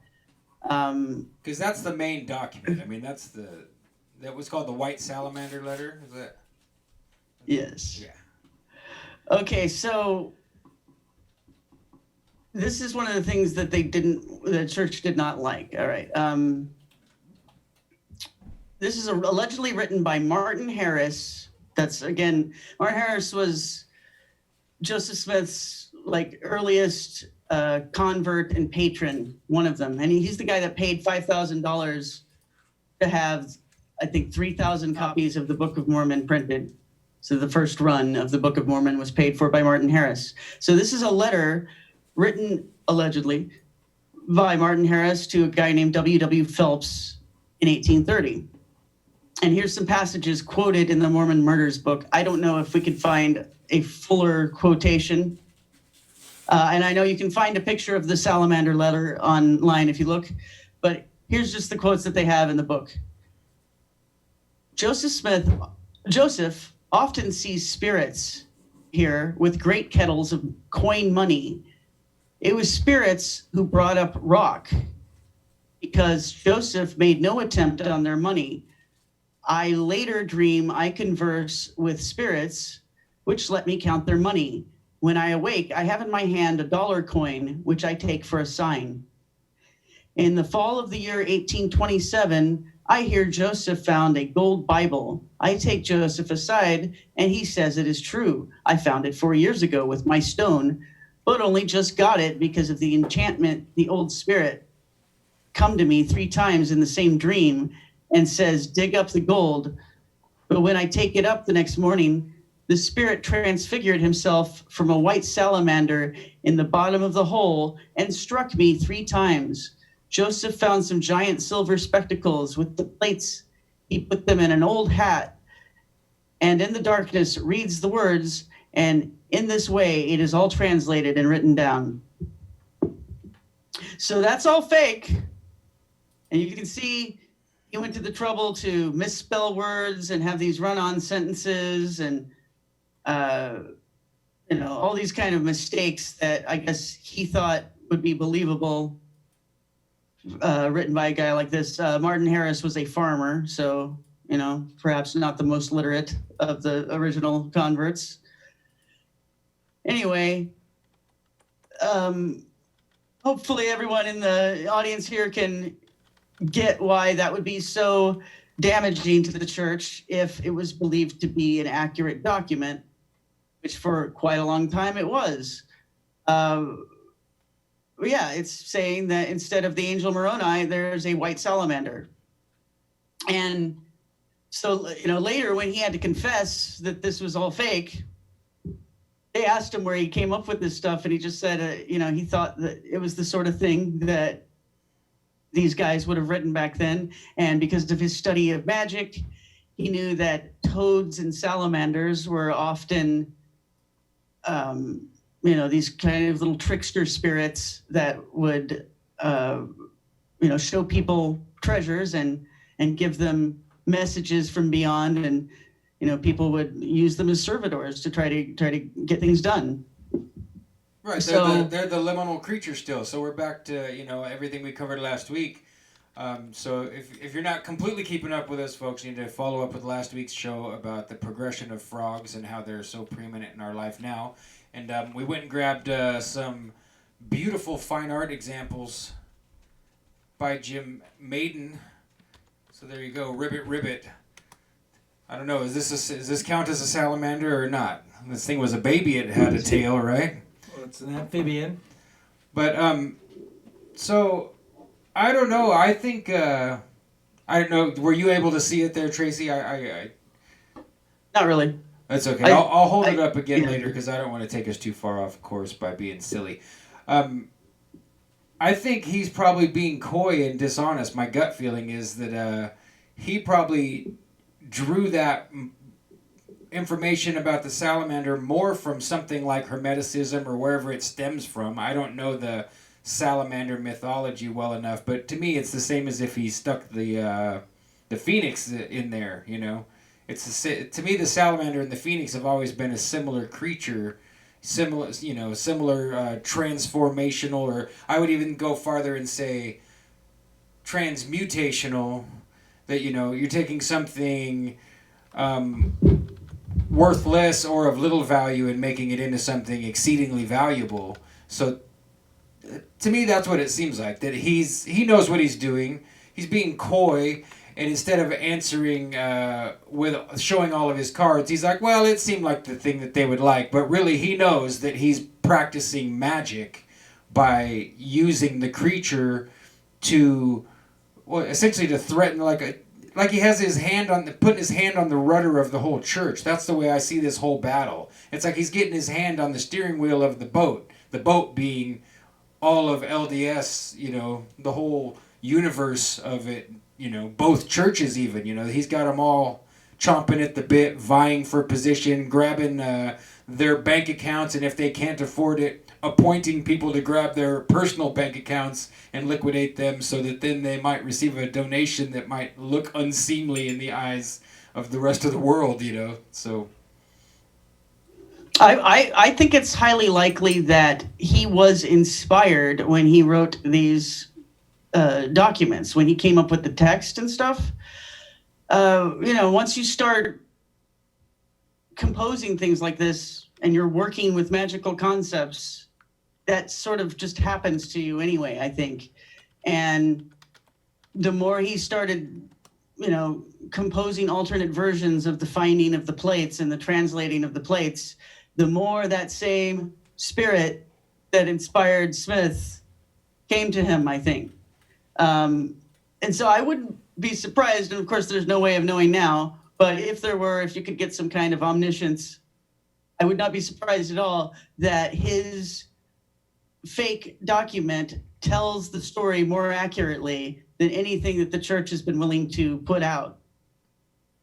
That this really is what happened to Joseph Smith.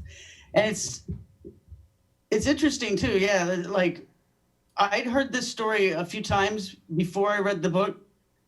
And so I was under the impression that this is like, the older story of Joseph Smith finding the plates, the salamander thing. And it took a while for me to realize that Hofmann was claiming that he had invented it entirely. Because, for better or worse, it had gone through, the populace. We all played telephone with it, and it became, the rumor that this is what actually inspired Smith. So even though, you may know that that document is fake, and yet you might still have it somewhere in the back of your mind that Joseph Smith really did talk to a salamander. And I wouldn't be surprised if it's true. Right, it convolutes everything so that despite the admission of guilt and confession, it still adds to the history anyway. So that, especially if you're not studying it, then I'm sure there's people probably out there that only heard this in passing, and they might think that this is the true story because they don't care enough to really go dig. And so maybe they just heard a piece of this and a piece of that all together, and they don't know that there's any of this stuff involved, Well, yeah, I think it's very possible, because I believe in magic, and I know that divination is a thing. I don't know that you always get accurate information, but I know what it's like when you tap into a certain vein, a certain spiritual current, and then it seems like the same spirits that inspired older prophets before you start speaking through you. So I wouldn't be surprised at all if that started happening to Hofmann, especially when he, was able to go into that vault and he saw the seer stones themselves. That's, that would have been enough to inspire him, just seeing them. And then add to that the fact that he might have seen documents that we don't know about. I mean, you could tell, for one thing, okay, you could definitely tell that, what's his name? Not Hugh Pinnock, the other one. I just mentioned him earlier. If I could probably go back on my search history. I don't have the names off the top of my head very good. Just give me a second. I'll find it. That Hinckley, Gordon Hinckley. Yeah. Okay, that Mormon leader. You can tell that he knows way more about this than he's ever admitted. And you can tell that Mark Hofman knows a lot of things that he's never admitted. So I wouldn't doubt at all that they've just sort of declared a truce with each other. But Hofman could probably say more embarrassing things about the church if he wanted to. And maybe the reason why he thought this salamander thing would fly is because he had already seen something like that in their vaults. Exactly. And I wouldn't doubt it at all. And it could even be a step further than that he didn't necessarily see anything, but that what you're describing allowed him access to the discarnate spiritual entities that then inspired him in the right track. And I don't know, this is a great spot to plug your book, Clock Shavings, if people want to understand why we can just lean on Tracy as an authority in this department. I'd say both books. Clock Shavings is an excellent memoir explaining Tracy's experience with the Ouija board and Baphomet, and then you described not even really using the Ouija board as much and just kind of being in the vein, that this book was also, like, I remember having private conversations with you about it, that's like, oh yeah, like it was rolling, the whole thing gets rolling. And we've seen parts of this book essentially manifest into reality or appear real similar. I mean, to enough to kind of freak you out. It freaks me out. I didn't write it. It must make you, like, want to think about something else when you're seeing your fiction turn into something very similar to reality. So it's not, for us, with all of that knowledge, us that are Tracy Twyman followers and fans, this conversation doesn't sound quite as far out, the comparison, because we've witnessed you and read your work doing similar things. Now, the conjecture is that we don't know for sure what Hofman and Hinckley really know, and whether or not, you're very forthright. So it's easy for us to say, well, we know that Tracy, I trust you. I don't think that you're being dishonest or even embellishing much, You seem real deadpan and straight. That's what I love about your work, is that you're doing like the spooky, weird thing, but you're not romanticizing it and like trying to blow it up into something. It's always just like a deadpan delivery, And that's, just so you know, that's what always kept me with my nose in your works, is that it's like, yeah, this lady's bold and she's not trying to paint it up to look awesome. And I think both these guys are doing that, and they're doing exactly what you said. They're not admitting it. They know a whole bunch of stuff is going on. They know the real story, and they've made a truce, or they're in a permanent Mexican standoff or something, Well, when you're a magician and or a diviner, and you're dealing with another person like that, you never know where they get their information. And you never know how much they know. So I've had communications with people, just keep it vague here, people from certain modern secret societies, occult societies, where they're kind of digging at me, trying to figure out how I know something, or implying that I'm revealing a secret that I shouldn't reveal, when oftentimes I'm just reporting something either that I figured out on my own, we're kind of leaping from one clue to the next, or scariest of all, something that I divined on a Ouija board, which whenever that happens, I always say that. I say that that's where the information comes from. And, I usually only use that information in certain contexts anyway. I don't try to pass it off as a known fact. But there have been things that I've told people that came to me that I divined, that other people from certain secret societies wondered how I knew that, and even acted as though I was a threat to them by revealing this information. Mark Hofman could have been treated that way by the church, like, okay, we don't know if he's forging, we don't know if he has inside information, we don't know if he's inspired by the spirit, and maybe that's why he seems to know so much. So if that's something they were afraid of, then yeah, they would have treated him very delicately until they felt that they could control him. There's someone knocking at my door. I'm gonna go check my door, and can you go ahead and take me off the screen for a sec? Yep, I've got Thanks. you. You're already changed off there, and we'll follow up. We'll be here waiting for you, Tracy. All right. So, are you moving that around? Go ahead, yeah. Jim. I would say, hey, that's a good idea. Here I am. Hello, folks.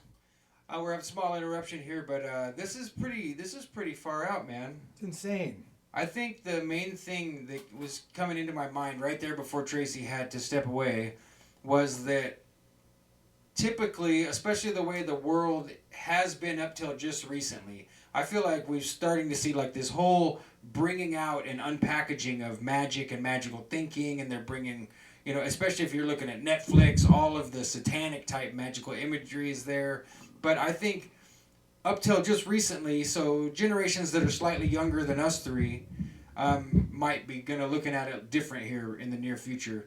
But us, our generations, we're pretty much material world folks. We were raised to think that, you know, like particle physics is about as far out and weird as stuff gets. Magic isn't real. Everything's pure skepticism and or like, well, we used to think that was magic, but now it can be explained. So people imagine guys like Joseph Smith to be just a fraud. Yeah. And nothing else to it. Not a fraud who's also communing with and working with spirits, which I think it's way more likely that a whole gang of these different guys that we're speculating about, especially in the religious crossover magic world, that it's probably both. Because Blavatsky's another good example. Like, they have evidence of her putting on fake seances, getting people to spend their money or pay for spirit contact, and so they say, oh, she's just a shyster. But I think there's always a liminal space, a gray area in between. Well, yeah, maybe sure she's not very ethical and honest, but so sometimes she can communicate with the spirits, sometimes she can't, or who knows? There's a hidden aspect there that we don't get to know, and we shouldn't presume that Mark Hofman is off the list and that he had no spirit contact or anything. He's admitting that he's studied magic to some degree, and just the salamander thing to me is like, that wasn't a quirk. You choose the salamander for a reason because it's a powerful magical image. Or he was inspired. Yeah, or the salamander did talk to him. Maybe he didn't talk to Joseph Smith, it talked to Hoffman. You know, you're probably not a psychic 100% of the time. It's such a subtle skill, subtle energy that you if you're a psychic, you'd have to fake it. You know, quite a bit of the time because it has to be just right for it to work. Right. So, well, I mean, we saw it here. Yeah. Well, you did it. You know, Tracy held up a card. I don't remember which show it was, but if you go back and look, we had Brain Horns. If you go find the Brain Horns episode of RX Only Picture Show, 37, I think. Tracy had a pretty cool book talking about how to sharpen up your psychic intuition and do some practices. And the very first test we did for fun, she held up a card and Jim guessed it. And so we all went, woo! But Jim probably can't guess 6 more cards, and he probably can't guess one right this minute if I grab a deck. Who knows? So, but anyway, I'm gonna let you guys go because all of a sudden now I gotta go pee. So. Yeah, I wonder if he was forging stuff, but what he forged was inspired. That's a good question. Is everything okay, Tracy? Oh, yeah. Okay. Yeah, my son just wanted some attention, so I talked to him, and okay, good. Everything's okay now. I'll be right back. So, Jim, would you like to hear some of the earliest examples of Joseph Smith faking some stuff? I would love to. Because, you know, that I've talked before in written books about the fact that modern fiat currency is kind of fake, and yet it works because there is magic behind it.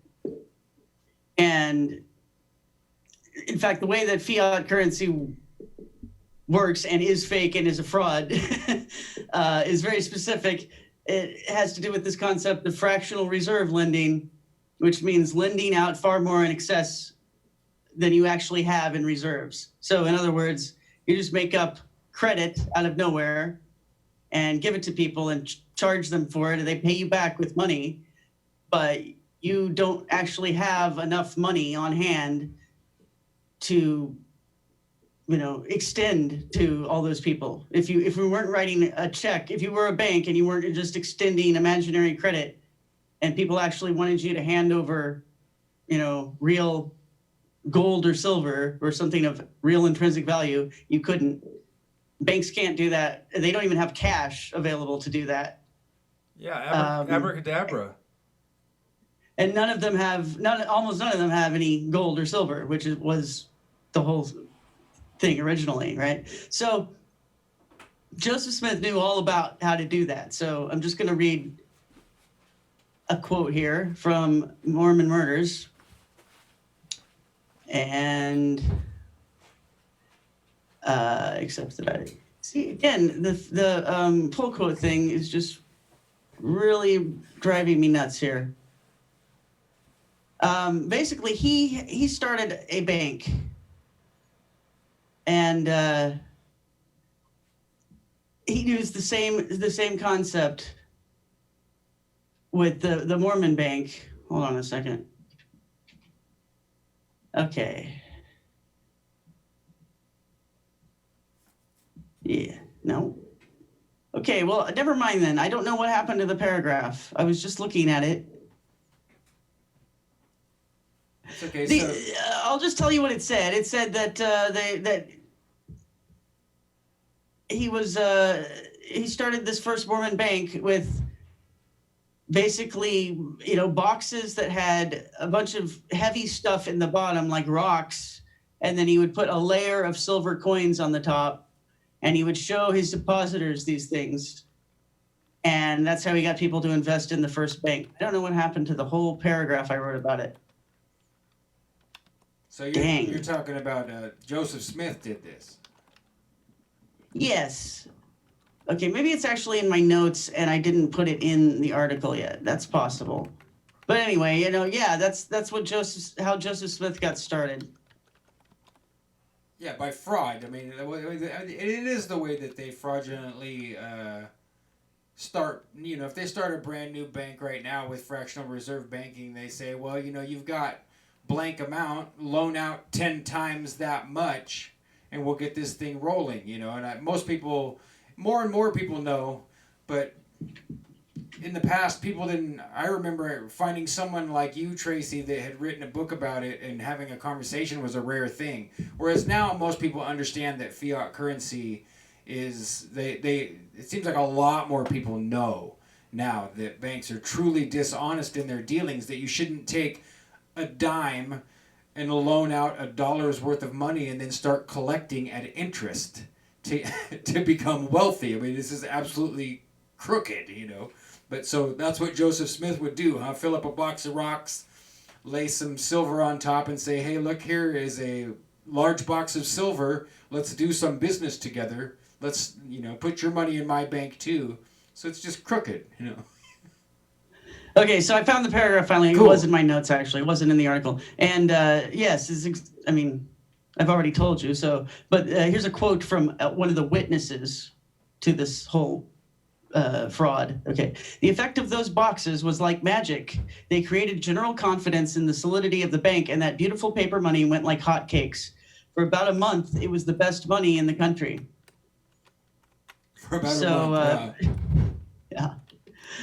But the state legislature refused to grant his bank a charter. With only a few additions to the printing plates, Kirkland Safety Bank became the Kirkland Safety Society Anti-Banking Co. So, as far as Smith was concerned, a company, unlike a bank, didn't need a charter. So he just changed it to an anti-bank. It's like that restaurant we went to the other day, Sean. You remember how they I told you on the menu, they were trying to be hipsters. They were trying to be cool, so they had not fries. Yeah.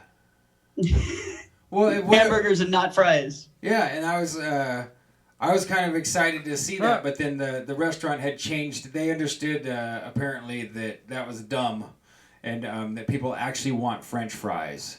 They don't want. I'm glad. I'm a vegetarian, and I get offended when they name the only vegetarian item on the menu something stupid like the hipster, or like, you know, they're like, it's a common thing, like, oh, so goddess. now I've chosen to be one of the only people that is going to come to your restaurant and not eat meat, and so for the price of the burger plus an insult, I can get the food I'd like to have. You know, it's not a good idea, right? Yes. So I found a copy of the banknote is up here. The other thing, another thought popped into my head, but I'll let it go. If it comes back, I'll chime in. But this reminded me of something else. This whole conversation about money, fiat currency, it just slipped my mind, but that's okay. So, oh, the anti thing, I got it here. Sorry. So this is the same way that they passed the Federal Reserve Act itself. Is that they ran the Federal Reserve Act under a different name, and they the best place to look for this is in Eustace Mullen's book is the best book on the Federal Reserve. It's called The Secrets of the Federal Reserve, the London Connection.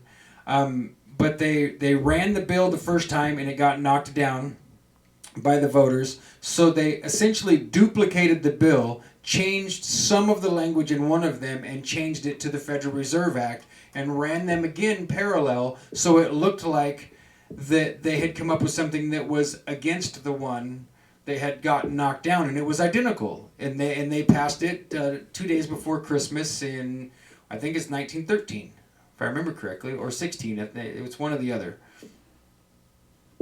Yep, that's how they do it, man. That's how they really do the Hegelian dialectic. They don't really shift public opinion around as much as it appears they do. Instead, they get you into a false argument. It's like when Bugs Bunny and was it Daffy Duck? Okay, don't they have an argument right next to Elmer Fudd about whether it's duck hunting season or rabbit hunting season? Yeah. And then at a certain point, Bugs just changes it and says the opposite, and then the person he's arguing with starts saying the opposite. Yeah, that's truly how it works, exactly. And it just reminded me, too, that they did the same thing with the anti-Masonic party in the times of Washington or whatever. That they had, yes. And the anti-Masonic party, of course, was the Masons again. They're like, well, we got to run against ourselves to get this right. And so it's the yes, no, yes, no, yes, no, yes, no, no, yes, no, yes. Okay, now we've won. You know, we see it over and over again. And yeah, here you have Joseph Smith starting the anti-Masonic church that's really doing Masonic rituals as their church rituals. I don't know. I don't know if it's possible to be both. You probably could. I'm sure the Masons wouldn't disqualify you for being a Mormon. And I doubt if the Mormons would really have a problem with you being a Freemason. But they do believe that Joseph Smith reformed the rituals. I had some of them tell me that when I brought some guys, you know, the guys that come to your door, I let them come into my house once to give me their sales pitch, and that's one of the things they mentioned. The other thing that happened that day, have I told you guys this story about the Mormons coming in? No, please go ahead. We can all share Mormon stories if we got them. Well, I felt like it was, it's not my first, but it was my second and definitely most powerful experience of Mormon magic, because they tried to put me into a hypnotic trance. But I don't know if they knew that that's what they were trying to do, but it did start to affect me, and I managed to stop myself from going into it, but I felt it. And what they were doing was just telling me the story of Joseph finding the golden plates, and they described in, you know, the hypnotic language with the hypnotic pacing, the whole event. And when they described this bright light coming down on him, I could feel this force like coming from, it felt like from the back of my head. And then it was like what I imagine it must feel like when you go into hypnosis, where you start to get sleepy, you know? And I had to like shake it off. And then I realized, oh, they're just messing with my mind here. They're doing NLP. And then I snapped out of it. But I think that story is a very powerful story, even if you change it to a salamander or anything else. And that it has that effect when people hear it. So, you know, when you're hypnotized, it gets rid of any disbelief that you might have at any other part of your brain. You know, so this is what I think about Mormon converts. If you weren't born into it, I think this is how they're effective at converting people.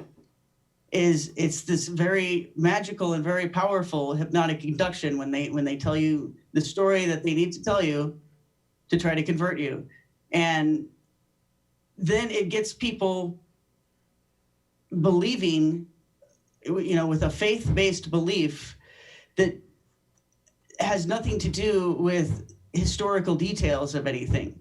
So when you start talking to people who are faithful Mormons about this stuff, you know, they'll tell you, like, it doesn't matter to me. I don't spend my time worrying about that stuff, you know, whether this or that thing was true. Yep, that's true. And they're better at that than any other type of Christian that I know, because other Christians will enter into apologetics to try to reconcile what they believe with what the modern world believes and what is, you know, commonly held believed information now. But the Mormons don't try to do that at all. And I think it's because they're just more naturally magical. Yeah, and I'd say that them and the Jehovah's Witnesses have a really similar vibe, because I've seen, I dated a girl in high school who was Jehovah's Witness, and I actually had her move out of her house in high school and into my house for like more than a year, and then we were working together at a place, and she went across the street to the chiropractor because she had a problem with her back, and the people from her old church were there, and they essentially hypnotized her back into the church.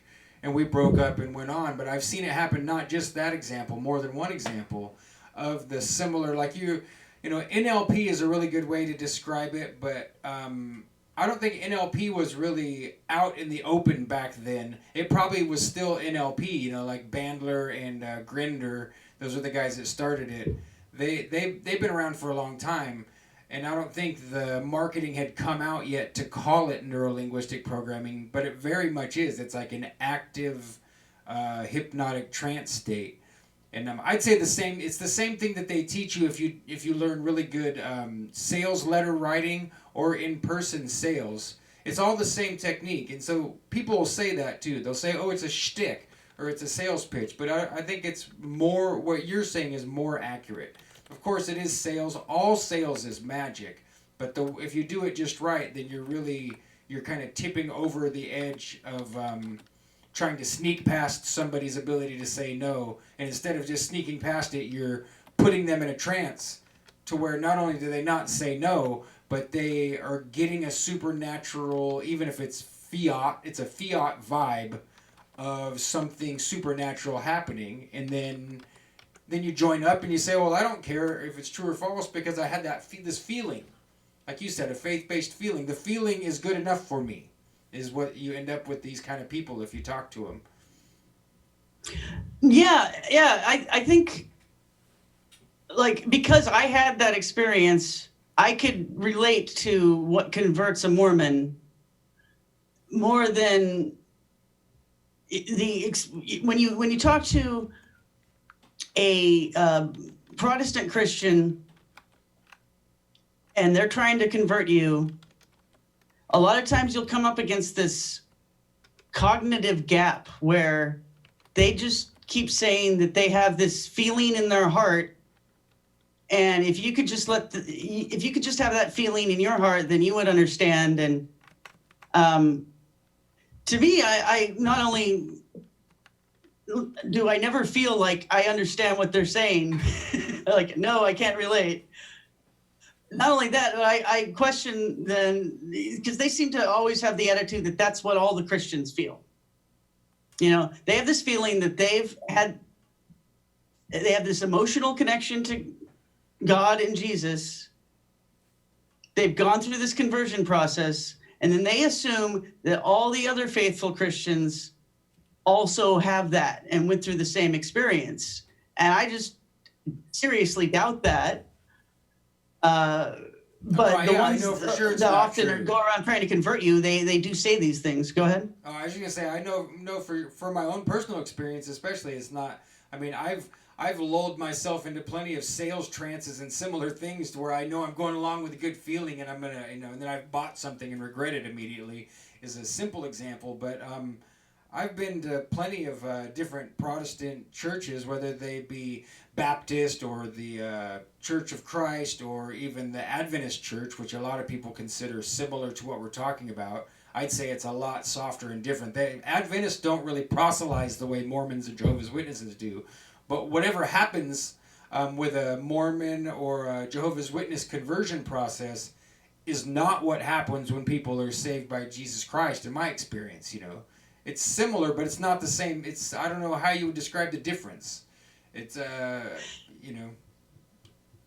Sorry, I'm at a loss now to describe it because I'm trying to think of how, what's the difference between the person who comes to terms with the idea that they think they believe in Jesus versus the person who's convinced or sold on the idea of Mormonism. I'd say that would be a great study to try and zoom in there and tinker that apart. Would probably teach us something, because I'm at a loss to give a simple description of what I think the difference is. But so is everyone else too. Okay, so I've heard this personal testimony dropped in as part of an attempted conversion process, and it always seems to fall short to me because they do lack the words to describe it, and so they end up falling back on this idea that, well, if you just opened your heart and if you would just really try, then you would experience it too, which I don't know that it's a universal law like that, but I think that this hypnotic technique that Mormons use, it may not work on everybody, but it will work on a percentage of people. So they just keep doing it the same way every time. And, you're going to get a few takers every time. People who do go through that exact experience, and it's probably very predictable so that you can see when their eyes are starting to droop and when they're starting to go under, and you can tell that it's working. Yeah. Whereas I don't think it's clear at all who's saved and, who has Jesus in their heart. And, the problem is they're trying to make a logical argument. First they tell you about the feeling in your heart. And then they also tell you, well, let's argue about theology, and I'll tell you why, our theology is superior. And let's argue about, moral philosophy. And none of that is going to convert somebody, I don't think, or at least not in the quick and easy way that they're looking for. I mean, I feel like I have been converted, but the fact that I don't go around saying that to everybody is because it's been a long process, and it's not from any sales pitch. It's from, 25 years of very deep research, and there's no way I would be able to, if I wanted to go to convert someone to whatever I think right now, I couldn't, because it took me too long. It was too much of a hard road, and nor do I feel like I've arrived somewhere. I'm pretty sure that my beliefs will continue to change over time the more I learn. So wow. So I would totally. I don't know what to tell you. Go ahead. No. I'm just. That's what you said is really profound, because, well, I mean, I believe in Jesus Christ, and my beliefs might be far different from any particular branch or sect. I can't really say I'm denominational in any way, and the process of me wanting to definitely allow other people to hopefully experience a similar thing that I found, which did take me, started when I was 13 at church camp, and has gone on and on, through lots and lots of different phases. But to me, just knowing that whatever happened and is continuing to happen is the testimony in any canned sales pitch or any process. I would say the ones we're talking about are really specific and different. But nonetheless, most churches do have a process by which they kind of prompt you and get you ready. You know, they'll do a call from the pulpit for people that are feeling the vibe. You know, if you're feeling the Holy Spirit out there in church, then come up here in the front and meet one of our pastors. But it's not the same vibe. But for me personally, I'd say it's similar to what you just described, Tracy, which is I'm not ready to proselytize that way ever. I've never felt comfortable with it. I've gone door knocking with people way back in the day, you know, with youth group and stuff, and I've never been at ease with it. You know, usually if the Mormons or the Jehovah's Witnesses do come around to me, if I have time and I'm feeling up to it, I'll invite them in and just tell them, well, let's read the Bible together. You know, if you guys want to look at this, let's compare where we're at together. And I've never had them stick around for very long because whatever the vibe is they're looking for isn't there. Because I'm ready and able to part the scripture with them and talk and you know, be reasonably well informed. And so whatever it is they think is going to work, they're like, we got to get to the next house. There's no prospect here, you know. Yeah, it happens in your heart, not your head. That's a good way to put it, Jim. It happens in your heart, not your head. I would agree with that. So yeah, I guess again, it's not. It doesn't. To me, it's not like it. This means that Mormonism is fake or wrong. You know, it's just they have some techniques that I'm very familiar with. I know exactly what they're doing. You know, but that, again, that doesn't mean it's bad. I think that Joseph Smith being a sort of a fraudster and a con artist, again, that doesn't discount some sort of, you know, spiritual, magical reality to what he's done and what he's created. Nor does it discount the possibility that he was totally inspired with all of it. You know, I think that, you know, magic, a lot of it is fake it till you make it, right? You come up with an illusion, and magic starts to happen when you get other people to believe in it. But it's really, really magical when the illusion is so powerful that you even believe it yourself. And then you know it's successful at the end when something has happened that's more than the sum of its parts, and you try to look back and try to figure out what's the line between fraud and reality. You know, where how much of this is fake, how much of it is an illusion, and how much is real. If you look back and you can't tell anymore, then you've done it right. And I think that that's what Joseph Smith did, and I think that's to a certain extent what Mark Hofman did too. But I don't know. I don't know. He had the same kind of ending as Joseph Smith, right? I mean, Joseph Smith died in jail too. Yeah, didn't he? Well, I thought he was in jail, and then they came and busted him out and like stoned him to death. I don't remember, but it was something like that. You know, like he was incarcerated somewhere, and then a mob came and busted him out and served mob justice. And if I'm wrong, chat, please correct me, because I'm not up on my how did Joseph Smith die history. You know, if I'm ever short for time in the Mormon, what do they call themselves? They're always young boys and they call themselves elders, right? That's always cracks me up. They go, if they come and I'm short on time and I'm irritable, that's what I'll say. Well, come on in and let's talk about how Joe Smith died. And then usually they'll leave too if you say that to them. It's not very polite though. Didn't he say something like there's no help for the widow's son? Yeah, I think so. Yeah, it was and that's the Masonic call, right? Mm-hmm. Help.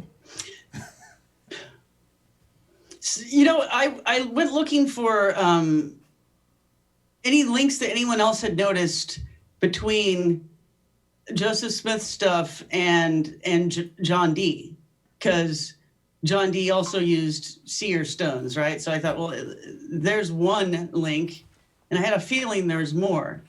And sure enough, I did find one interesting thing. Oh, and also, you know, Enoch.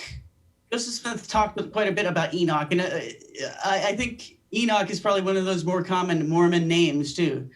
And there's a city, I think in maybe Texas. There's a Mormon-founded city called Enoch City. Anyways, Joseph Smith and Enoch, they just kind of seem to go together in my mind.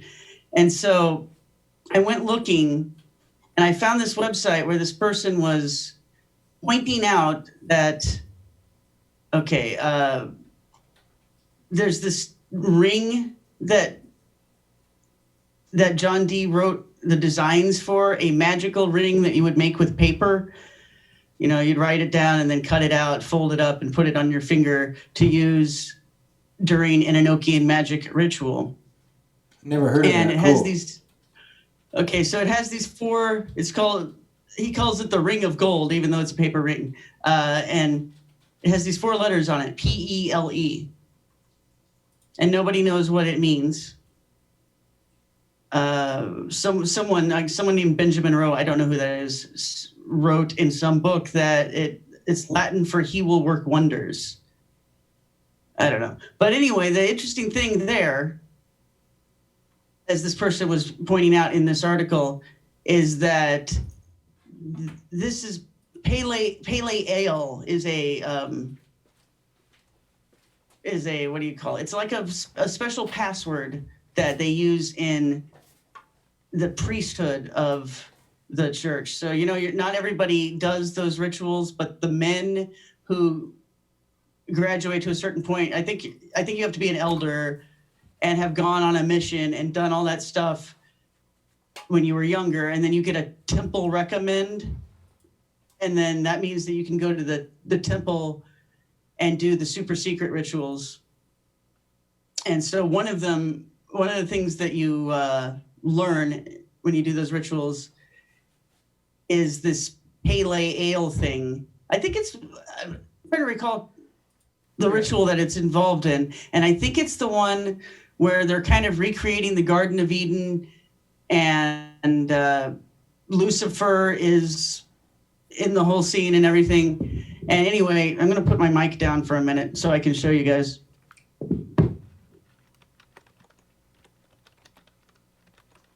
Right.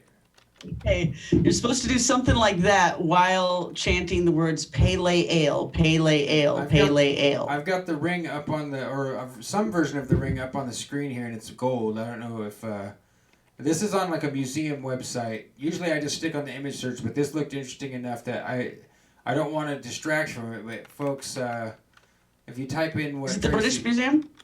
I don't know. It says Museum of Witchcraft and Magic.co.uk, and I can read just this little bit of description here, if you want, or you can just go on, Tracy. No, carry on, please. So it says 3877 Enochian Pele or Pale PELE ring, physical description: golden ring with a flat facing plane with the letters PELE engraved upon it.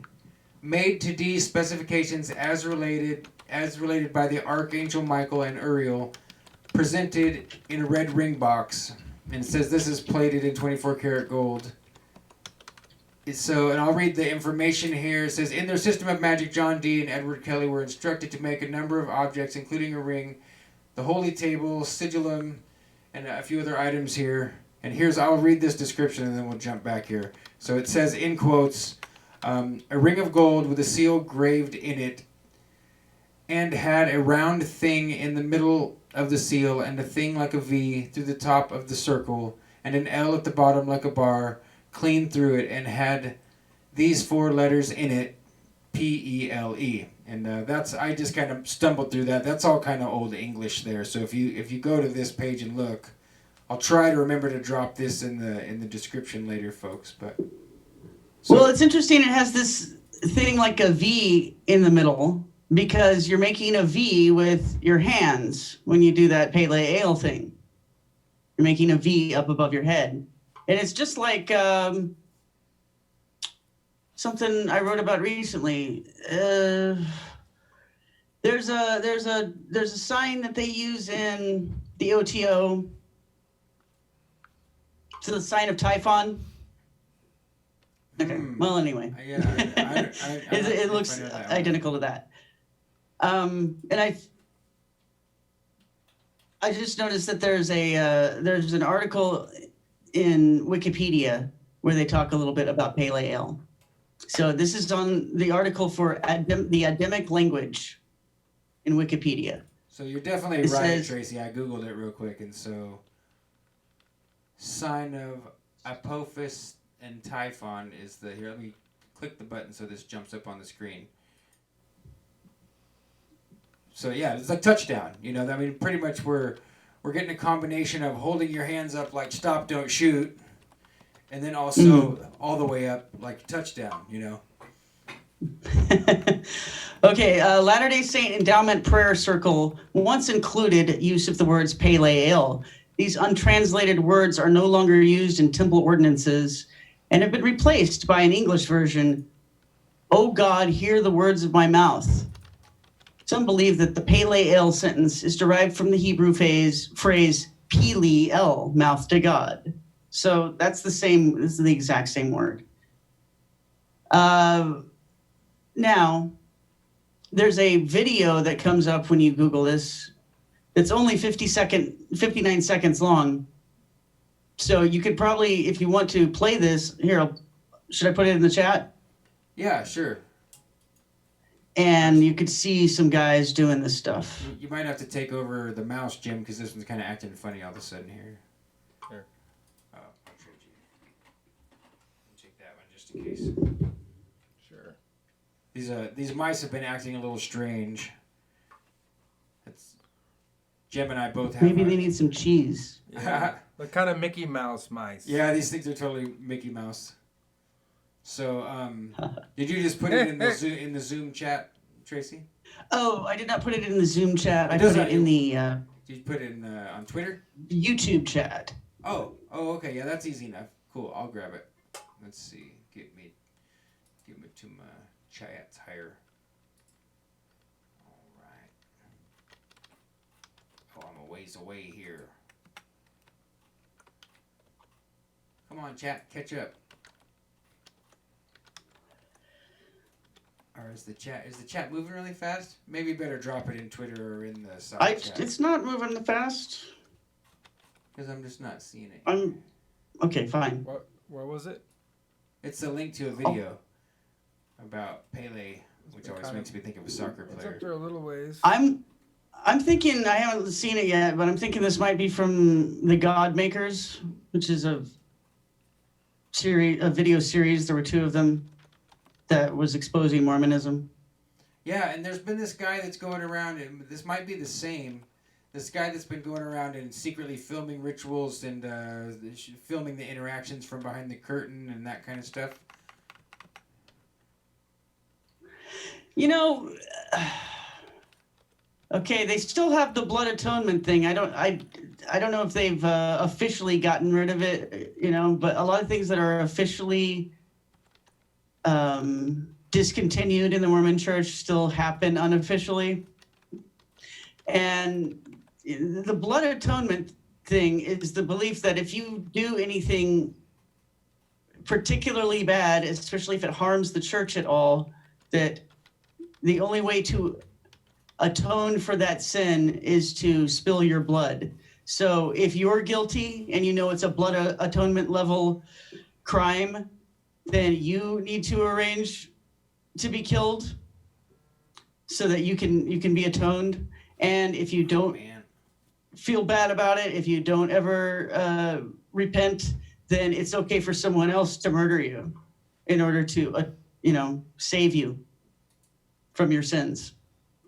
So I bring that up because that guy who goes around filming the secret rituals, he should be careful. You know, I haven't heard of Mormons murdering anyone for blood atonement lately, but, you know, I wouldn't. Yeah, no kidding, right? I mean, I wouldn't go around filming stuff and releasing it. Yeah, sorry, I couldn't find. I still don't see the link in the chat, and then I clicked something that made me go full screen here for a second. Okay, I just sent it to you through Twitter. Okay, cool. Also. And so, I don't know. I kind of messed up my thing here, so we'll have to get back to Twitter and find out if we can fix it. All right. Jim, do you want to tell a joke or anything? I think Jim is beleaguered with chat today. If you're new to the show and you're not familiar with what Jim is doing with his little keyboard that makes him look like the transcriptionist in court, it's because Jim is the excellent co-host that he is, tries his best to keep up with the conversation and what's going on in the chat, to like cherry pick and get information out of there, or to answer questions, or just participate, and that's what he's doing. So, okay, I'm almost there. If I just bounce that up, now let's see if I can get us back over here to shared commentary. What's scarier than mosquitoes? Hey now. The deadly diseases they carry. What? I wasn't really ready for an ad, but hey, we got to hear one anyway. I'm going to try and pause this as soon as it tries to roll again, and then we'll make sure to play it. Okay, here, now I should be able to get this back over to the main screen. All right. Here we go. Mormon Temple flashback. Pale Ale. I'm going to back this up just a little bit. And here we go, folks. This better be good. Okay. Sure sign of the name by raising both hands high above the head, and while lowering the hands, repeating aloud the words.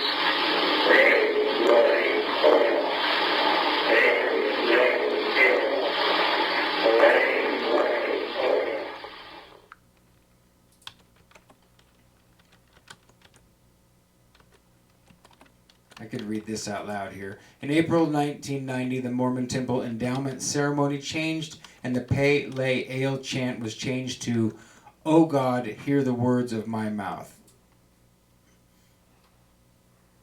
And while lowering the head, repeating 3 times the words, "O God, hear the words of my mouth. O God, hear the words of my mouth.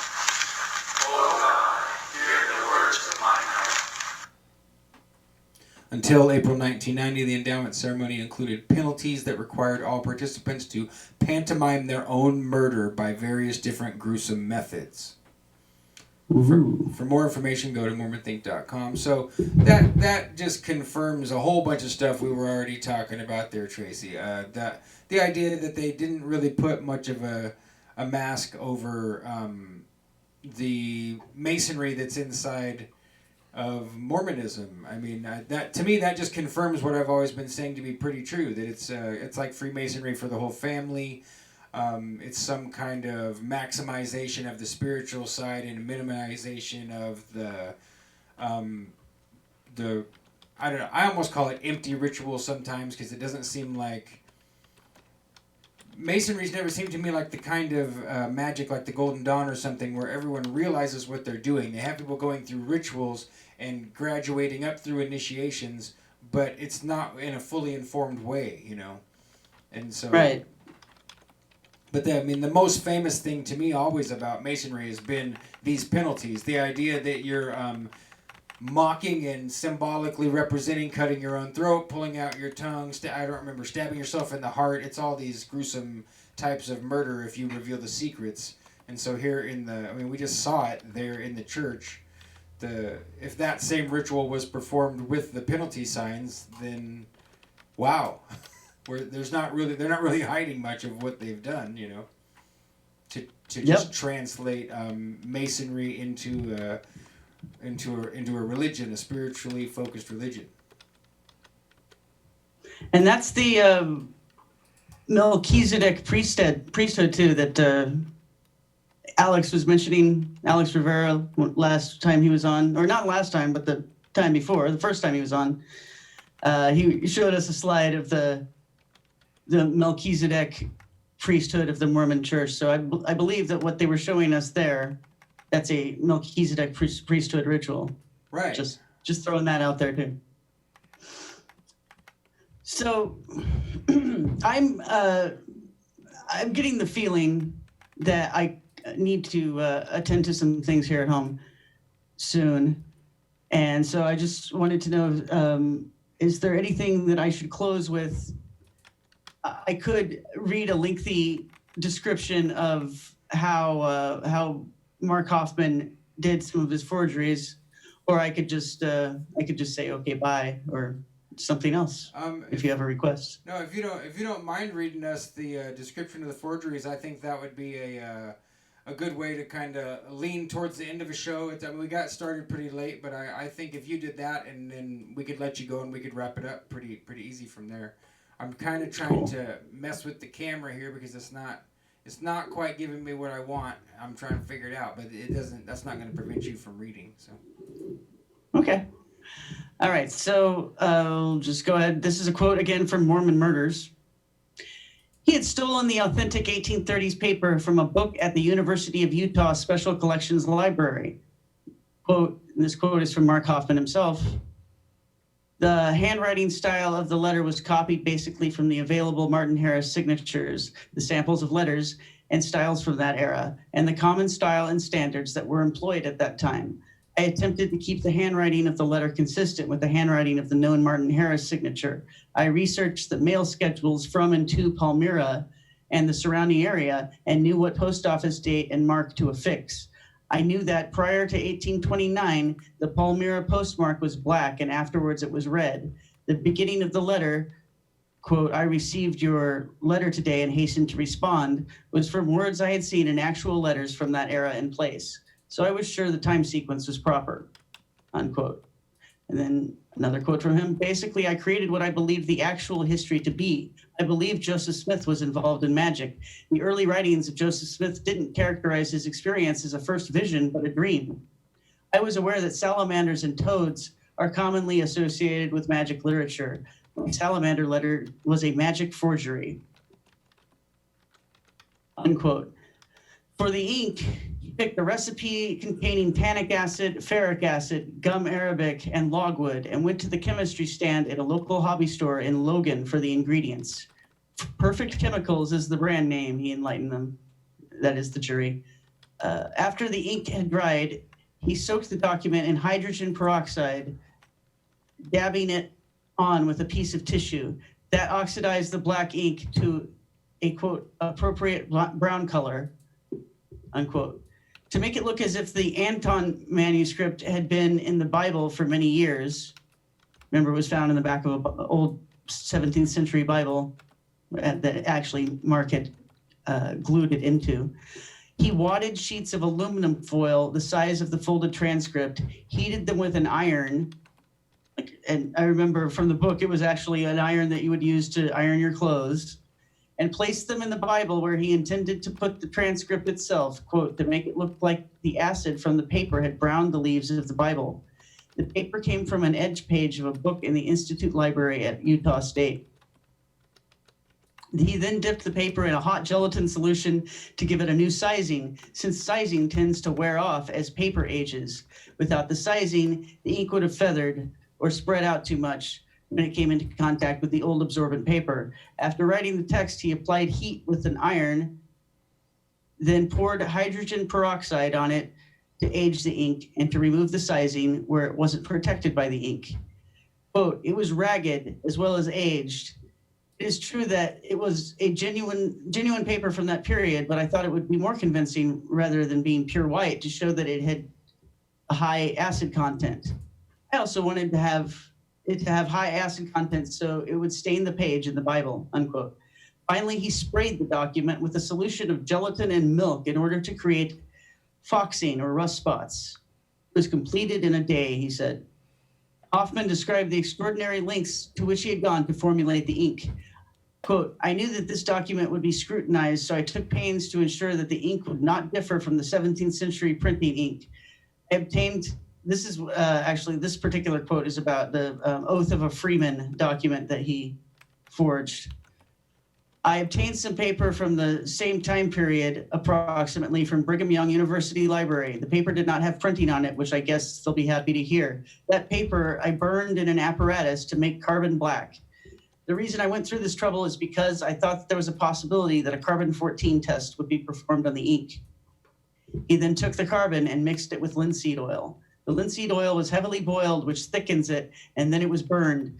To that, he added a solution of tannic acid that he created by taking a piece of leather binding from a book of that period and boiling it in distilled water, quote, until it turned a nice brown color. With a final touch of beeswax, the ink was ready. So, I mean, this is like an alchemist. Yeah. You know, this is. I've How would always, he even I've think always of all these thought things? that from the beginning of this, that what he really had done was discovered alchemical information that allowed him to do this with confidence. That it's not, he's not figuring this out like when you're trying to troubleshoot your car and you don't really know about motors. He's found the linear left to right instructions and followed them to make sure that he pulls it off, and maybe added some things like you just said, like, well, they do have carbon-14 dating, so I added a step in case, with consideration of that being a possible checkpoint that they might want to go through or something, but that's... This is amazing because a couple years ago I was doing some reading about alchemy. I came across this piece that was all about how so much of alchemical secrets and formulas and operations that were being performed and were known about, often being done for princes or other nobles, on their behalf. An alchemist would be hired to do something.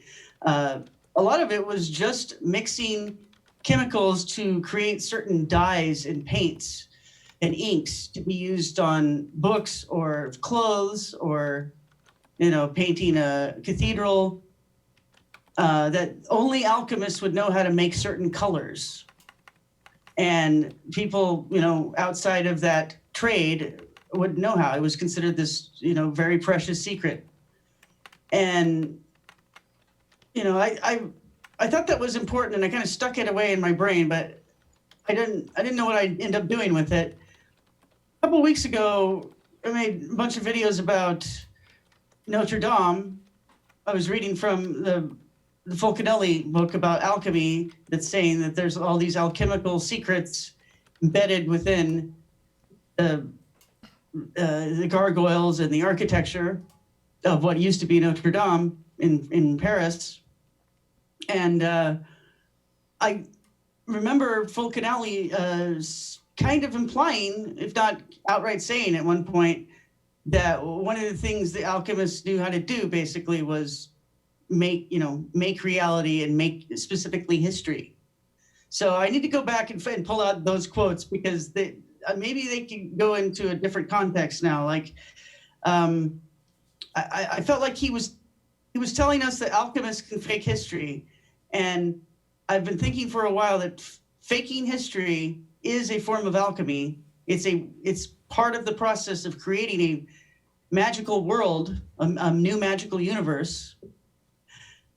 So I'm wondering if there's a very specific link here. I mean, look, I'm just wondering out loud, I'm not like proposing a specific theory here, but like I said, a lot of magic is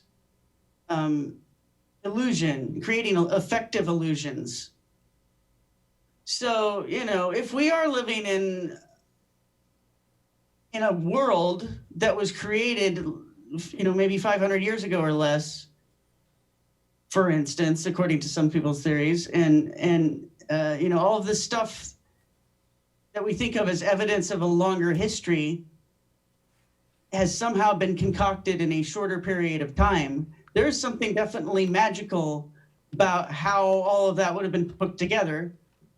And, most of it would have been done just with the fact that they, can, have this one reference point, this one timeline, and then everything is just, you force everybody to interpret everything according to that timeline. That's how most of the faking is done, just with that one mind trick. Right. But to a certain extent, there's got to also be faking of antiquities. And I'm wondering if there are alchemists out there doing this stuff, participating in the faking of history, and if they're part of some, secret society of alchemists that we've never even heard about. Maybe they work for the government or they work for, some other power that we don't even know about. Well, it makes me Being- think of your and Harrison's presentation about the secret statutes of the Templars and the fact that, okay, so there's always this accusation of Masonry specifically that, oh, it's all because it started as keeping the secrets of the trade guild, and that graduated into this pomp and circumstance, overly abundant ritual thing, right? That it started out like you're just not supposed to tell how to make the blue dye, right? Or how to make a mirror is a great example if you look in history. The secret, I learned at the Palace of Versailles that, the tour guide told us that Louis XIV had offered a huge bounty to send his men to go, I think it was to Venice, and figure it out, like they have mirrors and I don't, so go figure it out, so there's some legitimacy there that it might be the idea of protecting trade secrets and stuff, but that added to what you and Harrison brought out and other stuff that's all kind of, it's all kind of hedging around the one thing, that behind the scenes there's this truly unified, universal group that they don't even have to speak the same language. Just through hand signs, they can identify one another as part of the brotherhood. There's rites of passage that are so nuanced and specific that they can disqualify anyone that's not a part of it by a ritual like, well, spit on the cross and curse Jesus' name, and you only get half of it right, so they've disqualified you now because it's such a specific thing. And that behind the scenes of all of it, that what they're doing is they're manufacturing and creating reality right now. They're managing and curating whatever magic is already in place. And in my opinion, what we're seeing is them in the process now of making a bigger, like a grand changeover from wherever we've been into what I'm calling communitarianism, because it's not just on one political side. The whole goddess worship side and the whole ecumenicism of religion is all a bit, that's another big wing of the whole movement we're seeing happen. The bringing out of magic, the Pope agreeing to this these agreements with the Muslims, all of this stuff is another big, that's the next book that lady Nikki Rapana is supposed to write. She goes with the Green Goddess book that explains that side of it as opposed to the political side. So I'd say all the stuff that that we're seeing implies very much what you're saying, that there's a group of people that are behind the scenes. And and they're not necessarily reptilians or other dimensionally alien type things. They're just people that are in the know, and they're in communion with spirits that are guiding them to parallel reality, so that we live in the parallel and not in that we don't even get to know actual reality. We don't get to know the real shape of the earth. We don't get to know the nature of things, because they're always working with what's already in place or getting ready to replace it with something else. You know what seems key to me here is that Joseph Smith never taught the origin of the universe. He never explained any of that stuff. His story starts with Elohim and Yahweh. I think he actually said they were separate. Anyway, they are men. They are humans that create a universe. And then he teaches that when you die, if you're a good Mormon, if you're a man and you're a good Mormon, you will create your own universe after you die. And you'll bring your wives with you, and you'll be the god of that new world. Now, they interpret it, they say planets now, or I don't know, I've heard people say planets. But I doubt if Joseph Smith said that originally. Who knows? He probably would have said whatever he thought, would have been accepted at the time. But at any rate, it fits right in with what we're talking about here. Mormonism is a religion about creating your own universe, being the god of your own universe. I remember a black guy coming to our Baptist church and explaining all of that you just said to us, and explaining to us that he was told that if he did a good job as a black Mormon man, that when he got to that stage, that he would become white. I mean, it was because it was an expose of Mormonism by a Protestant Baptist man. But I remember it very specifically because I was I wasn't very old, and it was very shocking. Like, well, that's really weird. They get to like go off into space, and everybody gets to populate their own planet, and throw in some racism, some massive racism to the side of it too. And all the black people get to become white. I remember being like, whoa, Mormonism is weird, But that's But it's because reality is entirely malleable and creatable. But humans have the power to create reality in that worldview. That's the magical worldview. This is alchemy. This is Enochian magic. Yeah, they're all the little dividers that they've stuck in there that separate all these things from one another. The more you peck at it, especially with deeper insights like we've all found on our own and kind of shoved into one place, it looks like they're mostly symbolic. Like behind the scenes, it really is something like a unified system that allows you to, to create a world on top of the one you're in if you do it right. The only thing I don't know if it allows anyone to do is have the bird's eye view of the whole universe and every universe that's ever been created and anything that like what you think of as reality. I don't know that this worldview allows for that, even any kind of objective reality. So I don't know. It's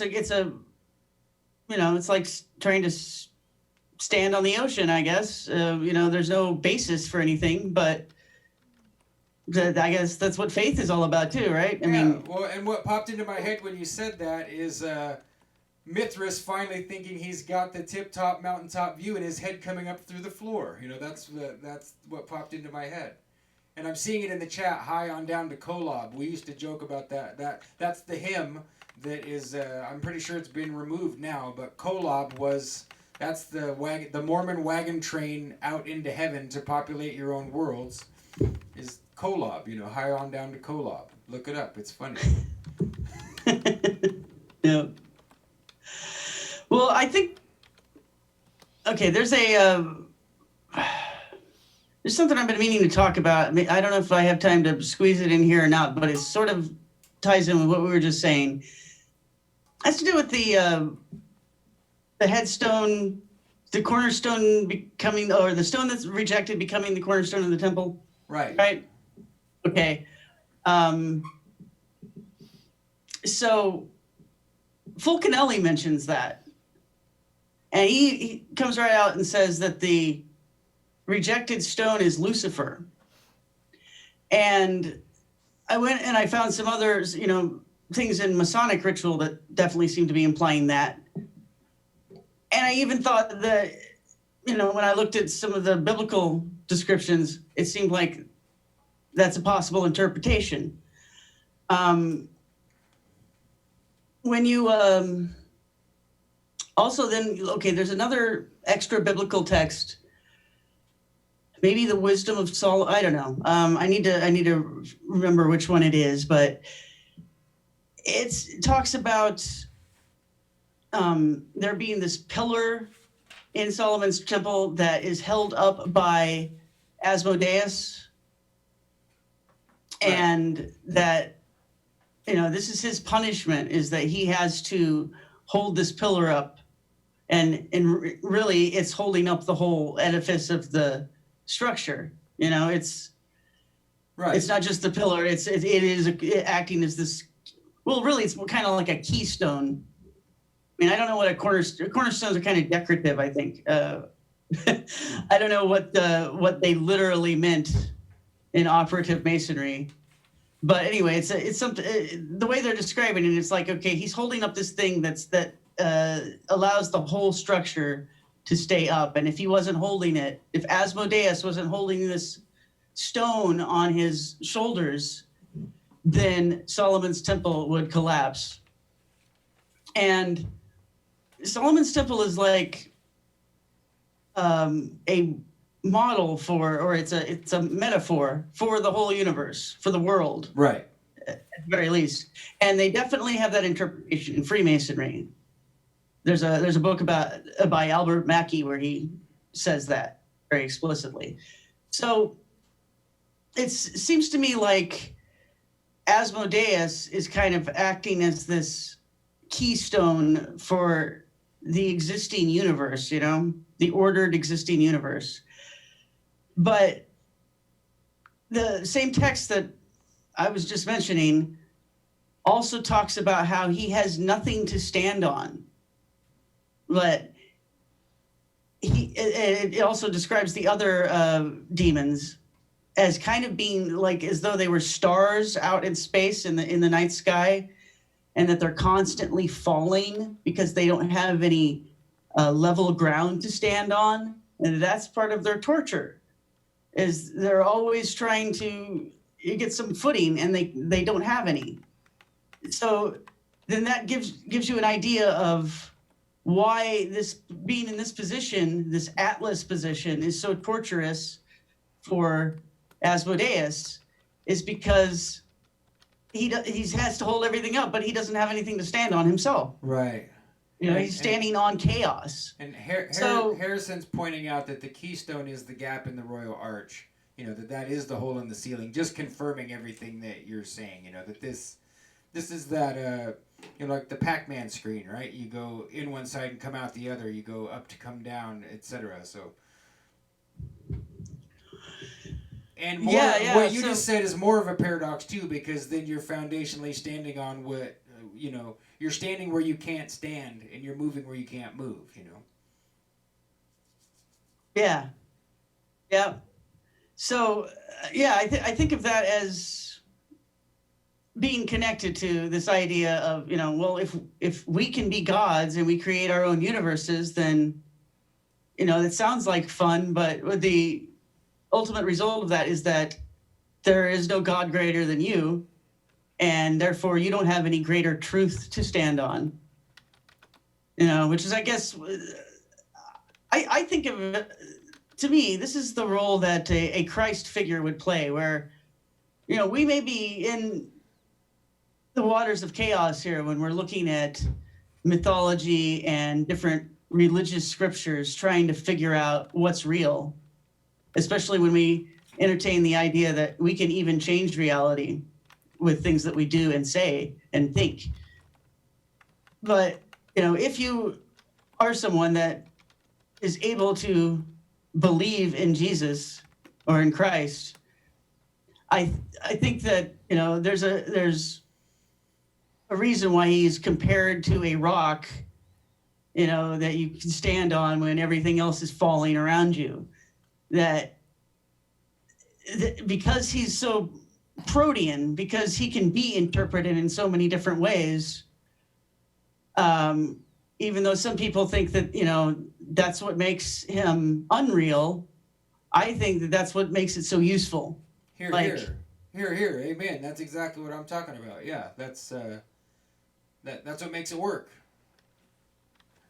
Yeah, you can have it, and you don't even have to be able to explain to yourself why you have it, Yeah, and so I would say that's a good example of how whatever the trickery of magic, words, and sales and marketing all combined for something like Mormonism or Jehovah's Witnesses.